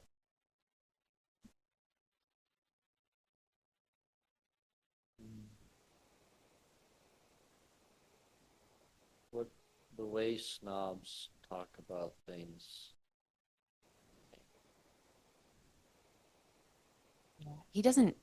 He's not talking about frat boys exactly, but it's a little bit of the vibe I sort of get when he's talking about flippancy, of just like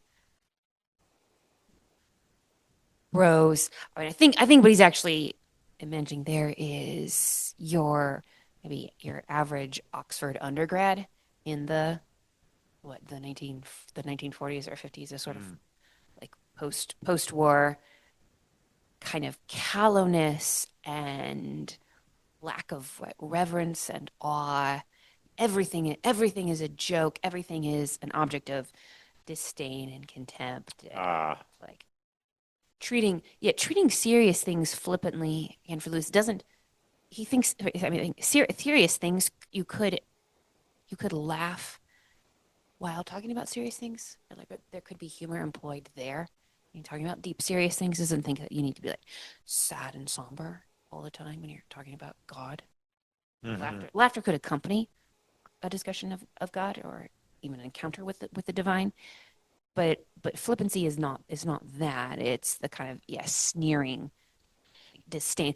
I mean, I think it's a general attitude, almost I will even. do nothing to preserve this. Yeah. Whatever I would institution, do work of art, Yeah. beautiful thing. Yeah. What would we? This is just like super dated, right? But I think it would be like the hipster attitude, Hmm. like the irony.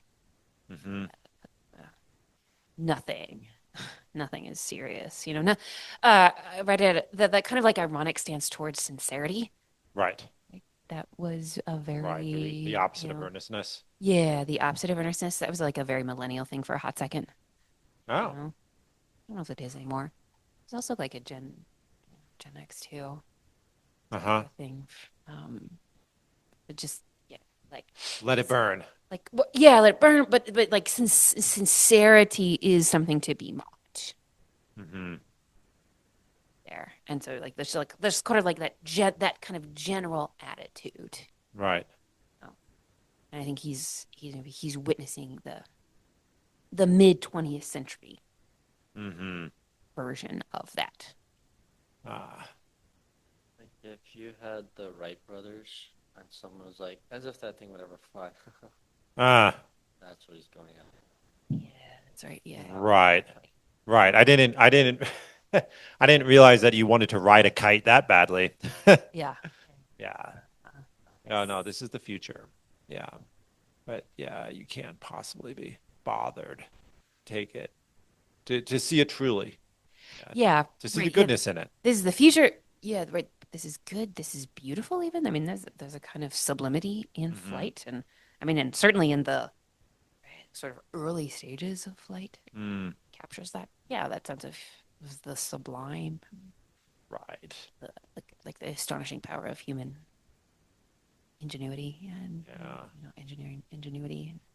Right. So yeah, what if you applied that attitude to virtue and to God and love and all of the all of those things that are most important and make life most meaningful. Yeah, it's like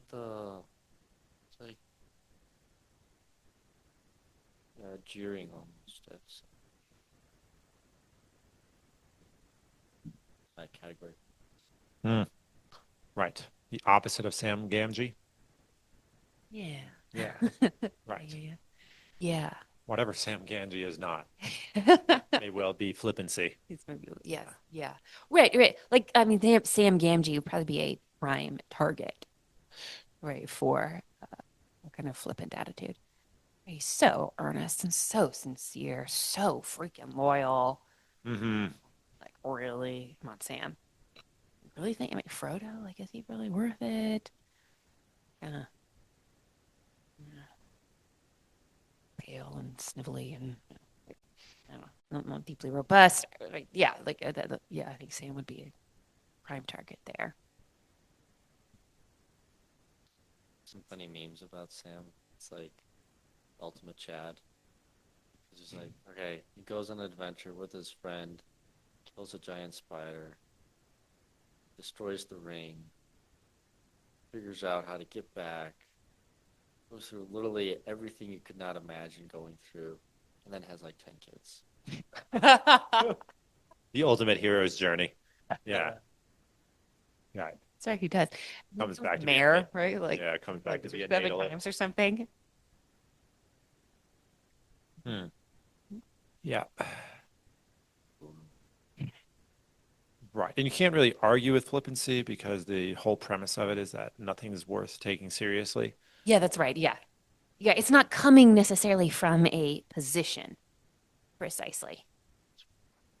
Yeah. Like, It's here is the claim or the argument that I'm making in response to, right? Well, loyalty is absurd because it'll get you killed. it makes you a Nazi, right? Mhm. The Nazis were like very loyal to Hitler, and as we learned earlier, definitely don't want to be compared to the Nazis, right? conversation ender. Yeah, it's not trying to make an intellectual critique. It's just a general attitude of disdain and contempt for things high and serious and meaningful. Hmm. And I think, yeah, wit, perverted, can become that. It's like, yeah, one of the great fears of the 18th century. Like very concerned about wit. Oh, Mm-hmm. fear that it may be perverted. Mm-hmm. Mm-hmm. Yeah. Disconnected from wisdom and truth. Mm-hmm. Huh. That was a wider cultural concern. Yes, it was. What are the youth going to do with the wit type of thing? Will the youth be corrupted if they don't well? I'm not sure if it was, yeah, concerned about like this particular generation Ah, type of a thing. More witty, right? Witty and elegant and refined speech. Like high manners is such an important part of discourse. But how to how does one use it well? And natural, is it artificial? It's artificial, and how artificial is okay? okay. And if we're talking about artifice, yeah, are we getting into insincerity and manipulation and cruelty there? Okay, that's interesting. Yeah, it's an era that's very concerned about speech and how one speaks, and just the kind of like high sophisticated conversations that are very valued. Okay, Yeah, in the 18th century. right. And the forms of address were very sophisticated inside certain Yeah. social circles. Yeah. Yeah. And satire is a really dominant genre in the 18th century. Mm-hmm. In a lot of ways, it's not really an age of epic or of lyric, but it is. I mean, it's an age of the novel, of course, but it is a satirical age. Okay. Right? And satire historically, classically, is a very, very moral genre. It is. We are targeting the ridiculousness of vice. That's the goal, right, of the satirical. But the satirical, it could become unmoored from that purpose, right? And it could become right, cruel, or it could be directed towards virtue. The satirical in some 18th century novels, that becomes this kind of like even term of contempt, like, well, such a satirical person, sort of like witty person, but in a intimidating kind of a way, or maybe even in a manipulative kind of a way. Like, well, at least I'm not satirical. She's a very satirical person. Oh, Type of thing there. okay. Huh. It was not a label one was eager to have applied. Satirical. At times, that's right. Yeah, At or times. in certain contexts, Okay. it may not be to be thought of as satirical. Oh, interesting. Huh. I had no idea. So it's the age of the novel, but it's also the age in which authors are very willing to skewer certain aspects of their own environment and society. What other works do you have in mind when that might illustrate this approach? Gulliver's Travels. Mm. I mean, we're talking, I guess, the long 18th century, which like covers the 1600s to the 1900s, or something like that. Mhm. It's the long 19th century. I can't remember. I actually can't remember which one Right. it is. Right. Yeah, that historians will talk about. Right, there's a sort of like extended kind of period there. Yeah, Gulliver's Travels, Pope. Again, who is a little bit earlier, but incredibly influential for the 18th century. Right. These satirists are making fun of the ridiculous, Mm-hmm. that they're seeing around them. Uh-huh. Even Austen, right? Austen's a satirist too. She's making fun of a lot of things. Yes. Yes. Right. Sense and Sensibility, I think we discussed. Yeah. Did we discuss that last time? Or maybe it was a, yeah, right, where she has these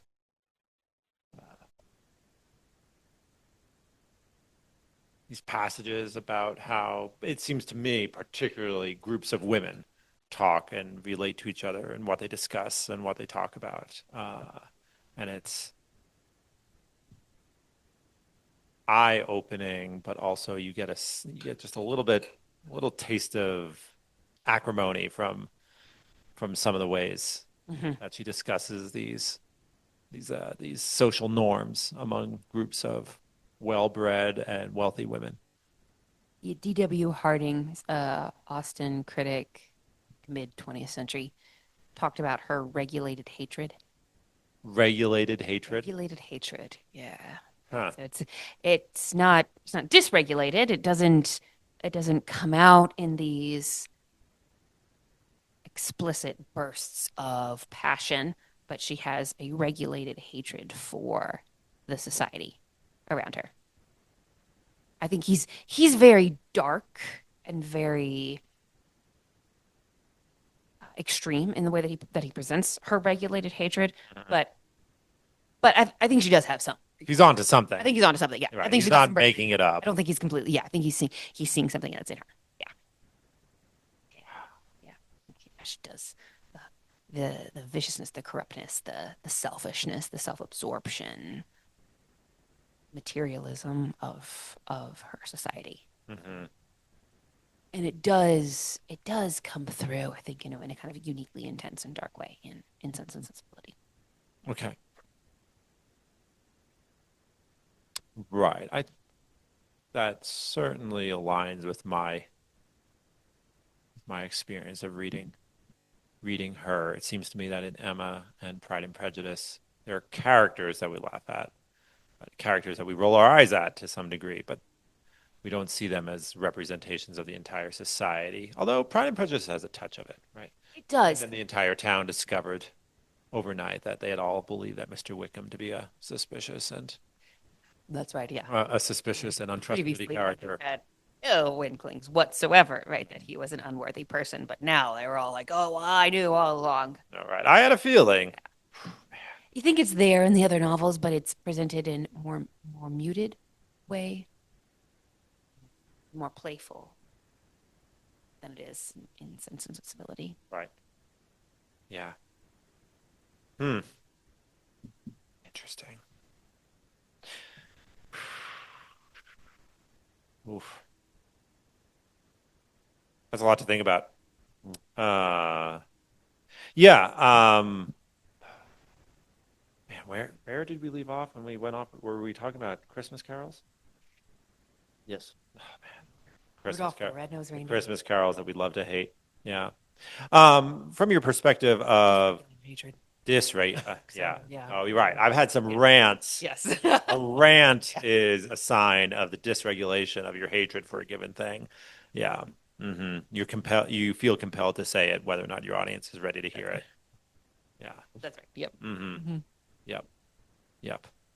No, I mean, I think when it comes to Rudolph the Red-Nosed Reindeer, I mean, the key passage is, and then how the reindeer loved him, with one inkling of approbation from Santa, you know. And Santa, by the way, I give no credit to him because he's presented as someone who, basically has uh, only a mind towards the solving of a problem. He's got a utilitarian mind. He's got a utilitarian mind. Yeah, especially given the fact that I mean, he's Santa Claus. This can't be the first foggy Christmas that he's run into, and he's got no contingency plan for this, and he just relies on this genetic freak, Rudolph, to solve it. Deus ex machina. A little, I mean, Deus ex machina. Yeah, I mean, what's the Latin word for slay? I mean, Deus, yeah, Reindeer. right. Yeah. Or red hmm nose. Yeah. hmm I did enjoy my phrase of cervid sycophants, which I think really captures the generalized reindeer herd, I think, quite well. So, but yeah, no, I mean, we were presented with this idea that the reindeer, they find out that their leader values, in a utilitarian way, the genetic freak Rudolph, right? Like every NFL or NBA owner of a team, of course you value the 7 foot genetic freak, but I mean, you don't love him. But anyway, so yeah, so then Santa says, okay, it's fine. It's fine that you're a genetic freak because you can solve my problem tonight. I've only had 364 days to prepare for the eventuality of fog.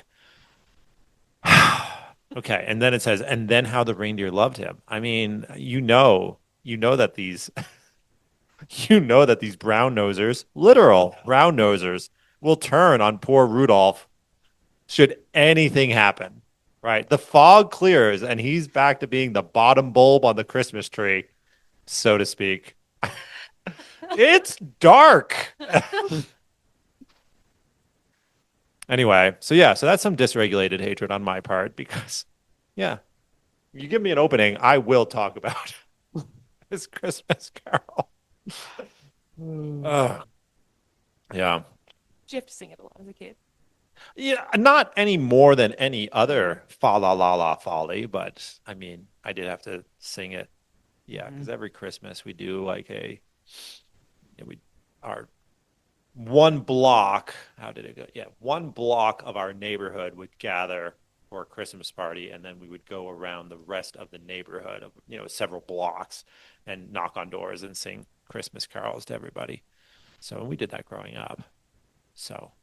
Um, Yeah, so I did have to sing this song, but I think it was really upon sort of a repeated examination of the lyrics that I really just thought this is like, why are we teaching this to children? Yeah. And then, I mean, just the way it opens. I mean, it's like, Prancer and Dancer and what is it? Sure. Dancer and Blitzen, right? Like the narrator, if you will, opens with an argument that all these reindeer. And then he asks the apparently rhetorical question, but do you recall the most famous reindeer of all? Just like, who wrote this Drek? I mean, yeah. It's like you ask a guy, hey, do you know like CJ Green, like, a point guard for the Celtics? Like, yeah, I know Green. Yeah. But okay, but you know CJ Green? Yeah, yeah, I know him. Yeah, I'm familiar with his career in the NBA. Oh, really? Do you know Michael Jordan? Oh, who? Right? Do you recall the most famous reindeer of all? It's like a self-answering question. Yeah, it's awful. It really is awful. So, anyhow, I hate Grandma got run over by something. Grandma got okay. Can you give us some dysregulated? Can you give us an examination of the dysregulated hatred? Like, why treat Grandma that Oh, way? You know, mm, yeah. nobody wants to hear about grandmas getting run over. Christmas time or anytime, really, but Right. especially at Christmas time. You Yeah. don't, right? Right. Your grandma gives you presents and Not this grandma. snacks and cookies, and yeah, let's not Mhm. get run over by reindeer. Also, talk about right disenchanting with respect to reindeer. If there's any kind of magic around Santa and the reindeer, it's gone. They just ran over grandma. Mm, Right? right. Maybe Done. right. Maybe Santa's Reindeer driving a little drunk done. himself. Yeah. Yeah. Yeah. Right. That's a good point, right? Yeah, exactly. So, yeah, If right. Way to spoil the wonder and the innocence of Christmas right there. mm, Yeah. yeah, with grandma. Right. Grandma had been drinking too much eggnog. Like, what's wrong with eggnog, Daddy? Yeah. Right. Yeah. Right. Yeah. Mm-hmm. Grandma had been drinking too much eggnog. Yeah. Mm-hmm. Right. The husband who won't walk his wife home because he wants to stay at the party, so grandma's walking home by herself. What does that say about the state of marriage for between grandma and grandpa? That's right. Yeah. Yeah. Mm-hmm. Maybe it's a commentary on the modern world. Right. There's a deeper meaning. Deeper Yeah. meaning there. There's a deeper meaning. But I don't want to know that at Christmas. Or Right. And right. Much less do you want your 9-year-old I don't want my 9-year-old. Yeah. thinking about the dangers of the not the dangers of nocturnal sojourns on the 24th. God, look over your shoulder, Childhood is already riven with fear. I do not need to add reindeer. Oh, that is so true. Yeah. No, I remember like driving to summer camp with my dad and the rest of my family, and we passed this corner, and Vermont Teddy Bear Company had this like new line of teddy bears, and they were alien themed, right? They were teddy bears, but they had like green fur, right? And like No. yeah. Well, so they had hired these college students to stand at the corner of the streets, like with signs that say, "The aliens are coming. They've landed. The aliens are here. They walk among us." And I mean, I was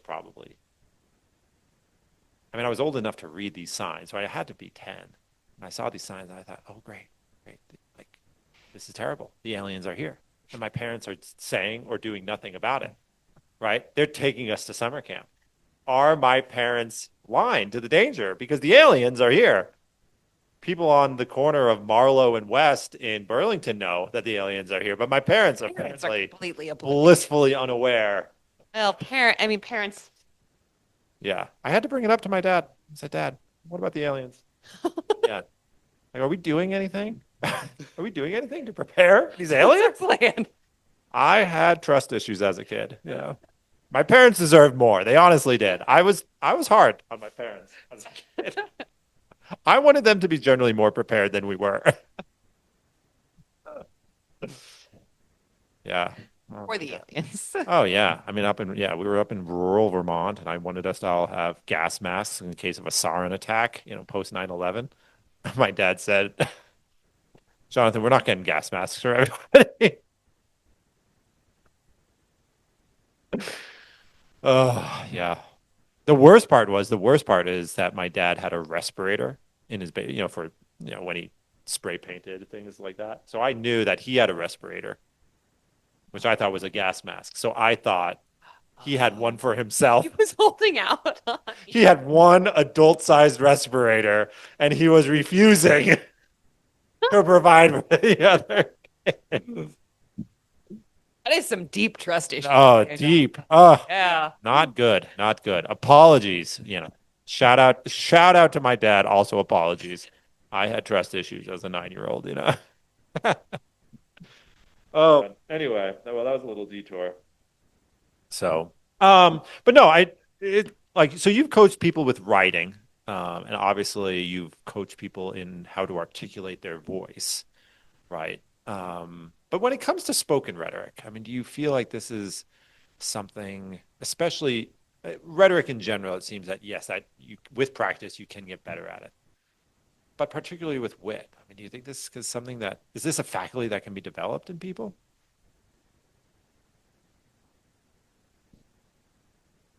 Yeah, there's a part of me that thinks that spoken rhetoric is a little bit easier. It's because you've got tone of voice, which can convey a lot. I mean, I think there probably is the danger of just like slipping into total flippancy there. I'm not actually speaking to truth in a surprising way, or bringing disjunctive things together, but I'm sort of being flippant and kind of sneering and disdainful in my tone, and then kind of conveying the general impression that I'm being witty there. Okay. But yeah, I guess, and maybe I personally find it easier to be playful Mm-hmm. and witty when I'm speaking than in writing. Mm-hmm. I guess that is, yeah, right. Tone and maybe right the intimacy that one feels when just one is actually in the presence of other human beings, as opposed to writing something and kind of sending it out into the void, and you're not really sure who's going to read it and how they're going to respond. But then when you're speaking to a group of people, you're in the real presence, you're right there, and there's something right, something about that feels. That is a little bit more intimate, and it makes it easier to explore and employ the wit. And then just ethos in spoken rhetoric is I think obviously right, ethos when you're writing is incredibly important, right? And it is always there every time you write. You are appealing to your own trustworthiness implicitly, right? or explicitly, Okay. or your own credibility, your own authority, your own character. You're revealing something about who you are as a person. Mm. But when you're speaking in front of people and they're actually looking at you, and they are conceiving of the person who is using these words as an actual person. So, I think sometimes when you're reading something, it's a little bit easier to lose sight of the person there. Oh yeah, I guess right. Yeah, there is actually a real person here. There's I forgot that, but when you're in the presence of other people or of another person, or the presence of a rhetor speaking to you, it's a little bit harder to forget that they're a person, although it's possible. That person there. And I don't know. I think that intimacy makes playfulness a little bit easier too. Sure. Which, yeah, doesn't mean that you should in a lecture or formal speech necessarily start, intimately joking with your audience. Mm-hmm. Exactly there. But that you are in the presence of another human being. And so, yeah, the kind of intimacy of it maybe just a little bit easier to stretch into. Yeah, I think the times that this has come up with students, I've told them either go for it, or like really commit to it, or just entirely leave Skip. it, or just skip it, right? So sometimes a student will have something kind of playful, witty, in prepared, say in their oration, their senior oration, which they give, and they'll deliver it in this tentative and kind of half-hearted way. And that's just the worst. Right. The worst. It's like, you're telling a joke, but you're not actually committed to the joke. Like, if you're not committed to the joke as the person telling the joke, your audience is absolutely not Not going gonna to laugh. Yeah, they're not going to laugh, right? They're going to be like, oh, Right. that was really painful. Uh-huh. Yeah. Mm. So you do have to just kind of go for it. And then there's right, even sometimes when you totally go for it, doesn't really always work. But at least you committed there, gave it a shot. And I think it does depend on topic too. Burning wreckage is more entertaining than a fender bender, you know? Yeah. That's right. Yes. Yeah. If you explode, right, at least you go up in flames. Right. It's a kind of sublime destruction that yeah, that happens there. Reminds me of paper I wrote for Dr. Virginia about the Roman history, and I was talking about a few of the big leaders, describing like what were the common virtues about them. And I didn't realize this, but I used a Gen Z term in my title, and she did not understand the Gen Z term for the title. So I named my paper "The Studs of Rome." The Studs of Rome. Because in Gen Z lingo, stud means a real awesome dude. Right. Chad. Yeah. Legit. She thought of it as a horse. Oh. Mm-hmm. Oh, before. Okay. The stallions. Yeah, the prize breeding stallions of the empire. Yeah. So she was like, "This was a terrible title." I was like, "Oops." I was so embarrassed. I was like, if she had understood the Gen Z meaning, she would have thought it'd be cool, kind of cool. But yeah, that one was just like, woo. You have to check your. Yeah. Mm-hmm. How to know your audience. Gotta know your audience. Gotta. Mm-hmm. For humility, I guess. Good. Yeah. Good for humility. Yeah. No, it's probably good for every person to get up and have some rhetorical device of theirs really fall flat. I've told some bad jokes in front of large audiences. Yeah. But that's probably good for your spiritual health overall. Oh, didn't really help. Dude, I'm not sure it helped.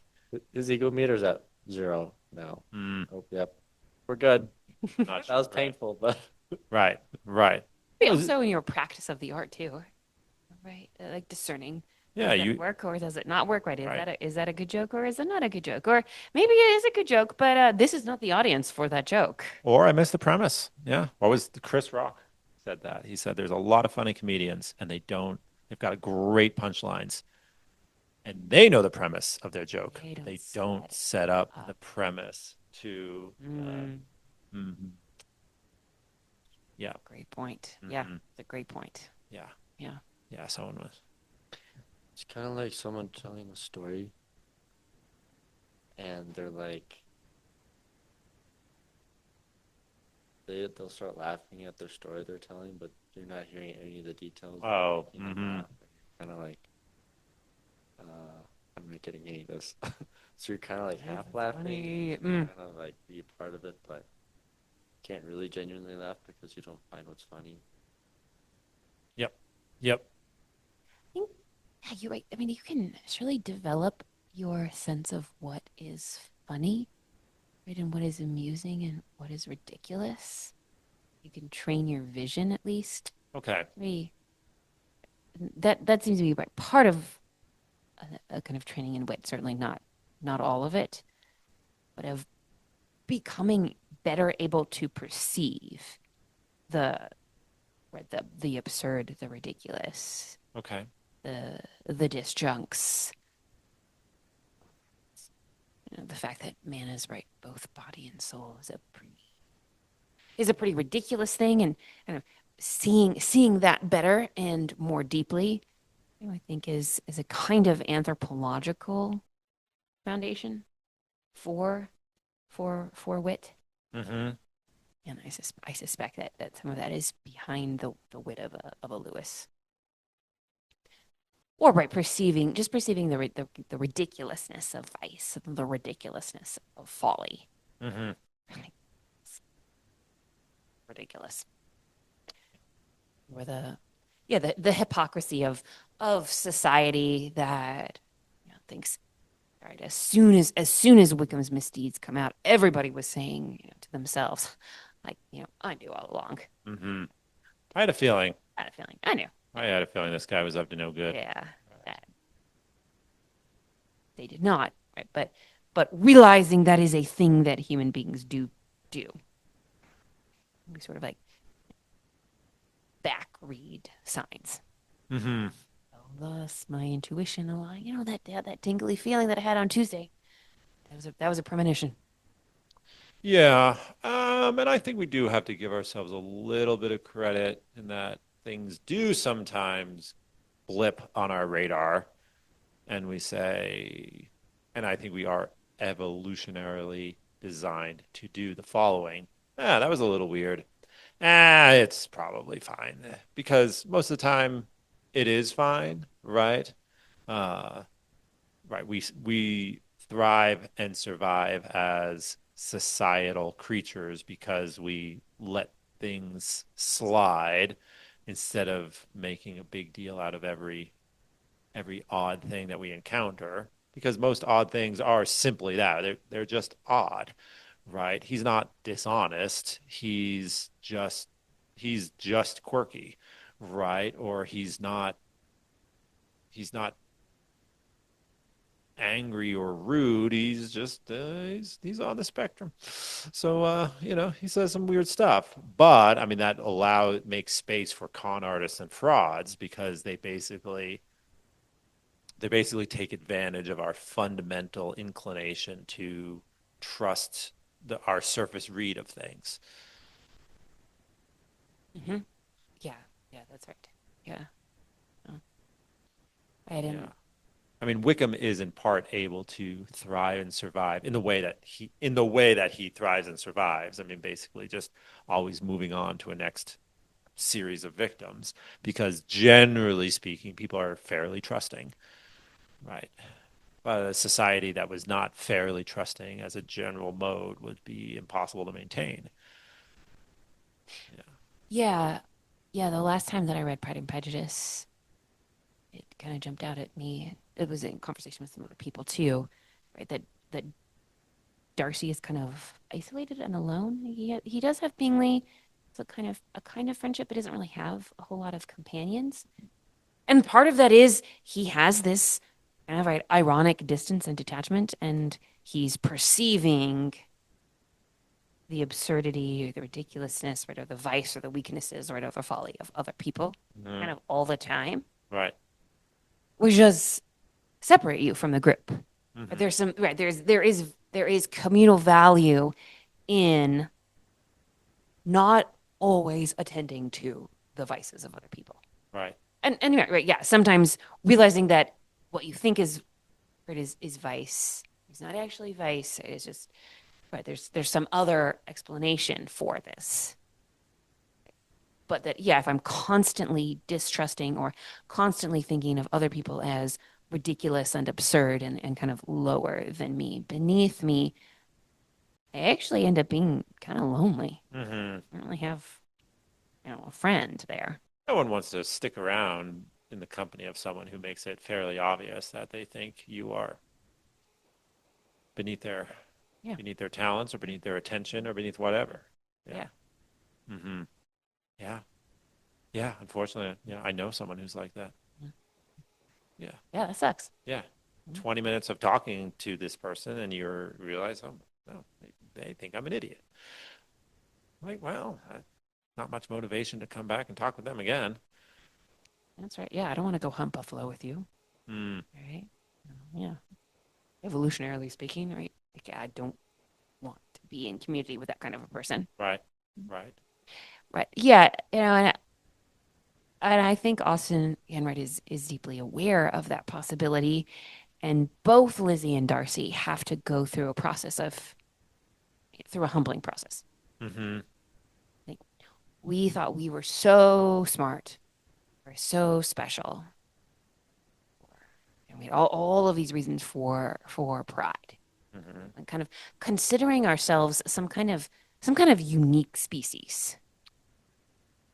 Apart from my own species. My own species, right? Like those other people who are clearly of a different species, they're the target of wit. Hmm. Make fun of them. They're behaving ridiculously.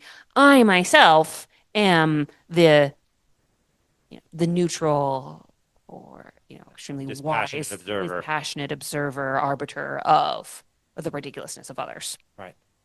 Right? And both of them have to realize, oh no, actually, right, I was completely wrong. I was deeply full of pride, and that was an actual vice from the Christian perspective, or I was so completely wrong in my interpretation of things. And I was so proud of my own ability to interpret things that I really misread this situation. Yeah. Right. So yeah, I think that it is a helpful counterbalance we ought to remember Hmm. as well. Right. Perpetual, right, ironic detachment or perpetual wittiness or a witty critique of other people with Right. without including yourself, right, in that critique is dangerous for the soul. Hmm. Right. Yeah, this gets people into trouble on Wall Street all the time. Those people may invest badly, but I'm too smart. Yeah, I'm but too smart to invest badly. yeah. I Yeah. wouldn't. I'm too smart to make a mistake. Yeah. Yeah. It's one of the dumbest things you can do. Yeah. Absolutely. Hmm. Yes, it is. Yeah, to not implicate yourself in the human race. I like that. Yeah. You must implicate yourself. You must Right. implicate yourself. Right. Yeah. Hmm. Do you get out of bed in the morning? Yes, then you must. You You must. must. Must. That's a lot to think about. Yeah, it makes it worthwhile asking what mistakes have a lot of other people made in this set of circumstances? Yeah. What mistakes are very common for people? Mhm. Yeah, yeah, yeah. Yeah. And since I'm a person, I'm one of the people. It is entirely possible. Yeah. I could make highly probable, in fact, that I can make one of those mistakes. Mm. Yeah, I mean that's one of the reasons I love that line about Mr. Bennett when he talks when the narrator, I mean Austin, gives us insight into why he's married to Mrs. Bennett, who's so clearly a mismatch for him in very real ways, right? Mr. Bennett charmed by youth and beauty and that Mhm. appearance of good humor which youth and beauty so often give. Yikes. That's right. Yeah. Mm-hmm. Yeah. Right. That appearance of good humor. Mhm. Do they have good humor, or is everything going pretty well for them? And they're young. Yeah. And they're young. And they're young. Yeah. Right. They're young. Everything's going pretty Yeah. well. So They're they just sort young. of, yeah, give it They're all. not touched. They're not touched by Yeah. tragedy Mhm. or mortality, even. Yeah. Right. But if an intelligent, clever man like Mr. Bennett just completely misinterprets Mrs. Bennett, Mm-hmm. doesn't read that situation rightly at all. It doesn't read her character, right? Yeah, correctly at all. And he is a man who, who we see is to pride himself on his ability to read and interpret and see people. Mm-hmm. He reads Mr. Collins' letter, and Lizzie asks him, Father, do you think you can be, insensible man? No, no, I don't. I have quite high hopes, right, that he is not. Mm. Right. Because in some way, See the good folly sport. of others, but really hard time seeing the folly in himself. Mm-hmm.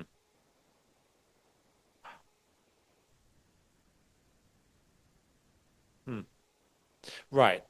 Right. We get a hint that he's had some reflection about it when he warns Elizabeth towards the end. Don't marry this man if you Yeah. don't like and Yeah, respect yeah, him. yeah, that's right. Yeah, I know you, given your temperament, if you cannot respect the man that you love, you will be miserable. Yeah, that does feel like a very loaded comment there. Yeah. Yeah. Yeah. You get a sense that he's trying to avoid the repetition of a very specific mistake, Yeah, yeah. one that he made. Whew. How are we doing on time? Oh my goodness. Ooh. And the semester starts tomorrow. Does start tomorrow. Yeah. It does. Oh, we're always running out of time during the best of conversations, but I like where we've gotten to. Yeah, keep your wits about you, lest your wit make you forget that you must implicate yourself in the species. It seems like that would get you pretty far in a Right. virtuous, charitable exercise Mhm. of wit. And maybe read a lot of Jane Austen. And maybe, as always, as is Always, true in yeah. so many It's right. That's just like situations, solid life advice. yeah, read a lot of Austen. Yeah, reread it. Oh, yeah, because she has an insight into not only her own temperament, her own character, but she seems to bring to the table an understanding of many different types of temperaments and characters, which itself is a rare gift. Yeah, yeah. But she approaches it with wit and wisdom. She does. Yeah, she marries the two. Yeah. Yeah. Dr. Schubert, thank you once again for joining us. It's always such a pleasure to have you. We look forward to next time. Thank you. The blast.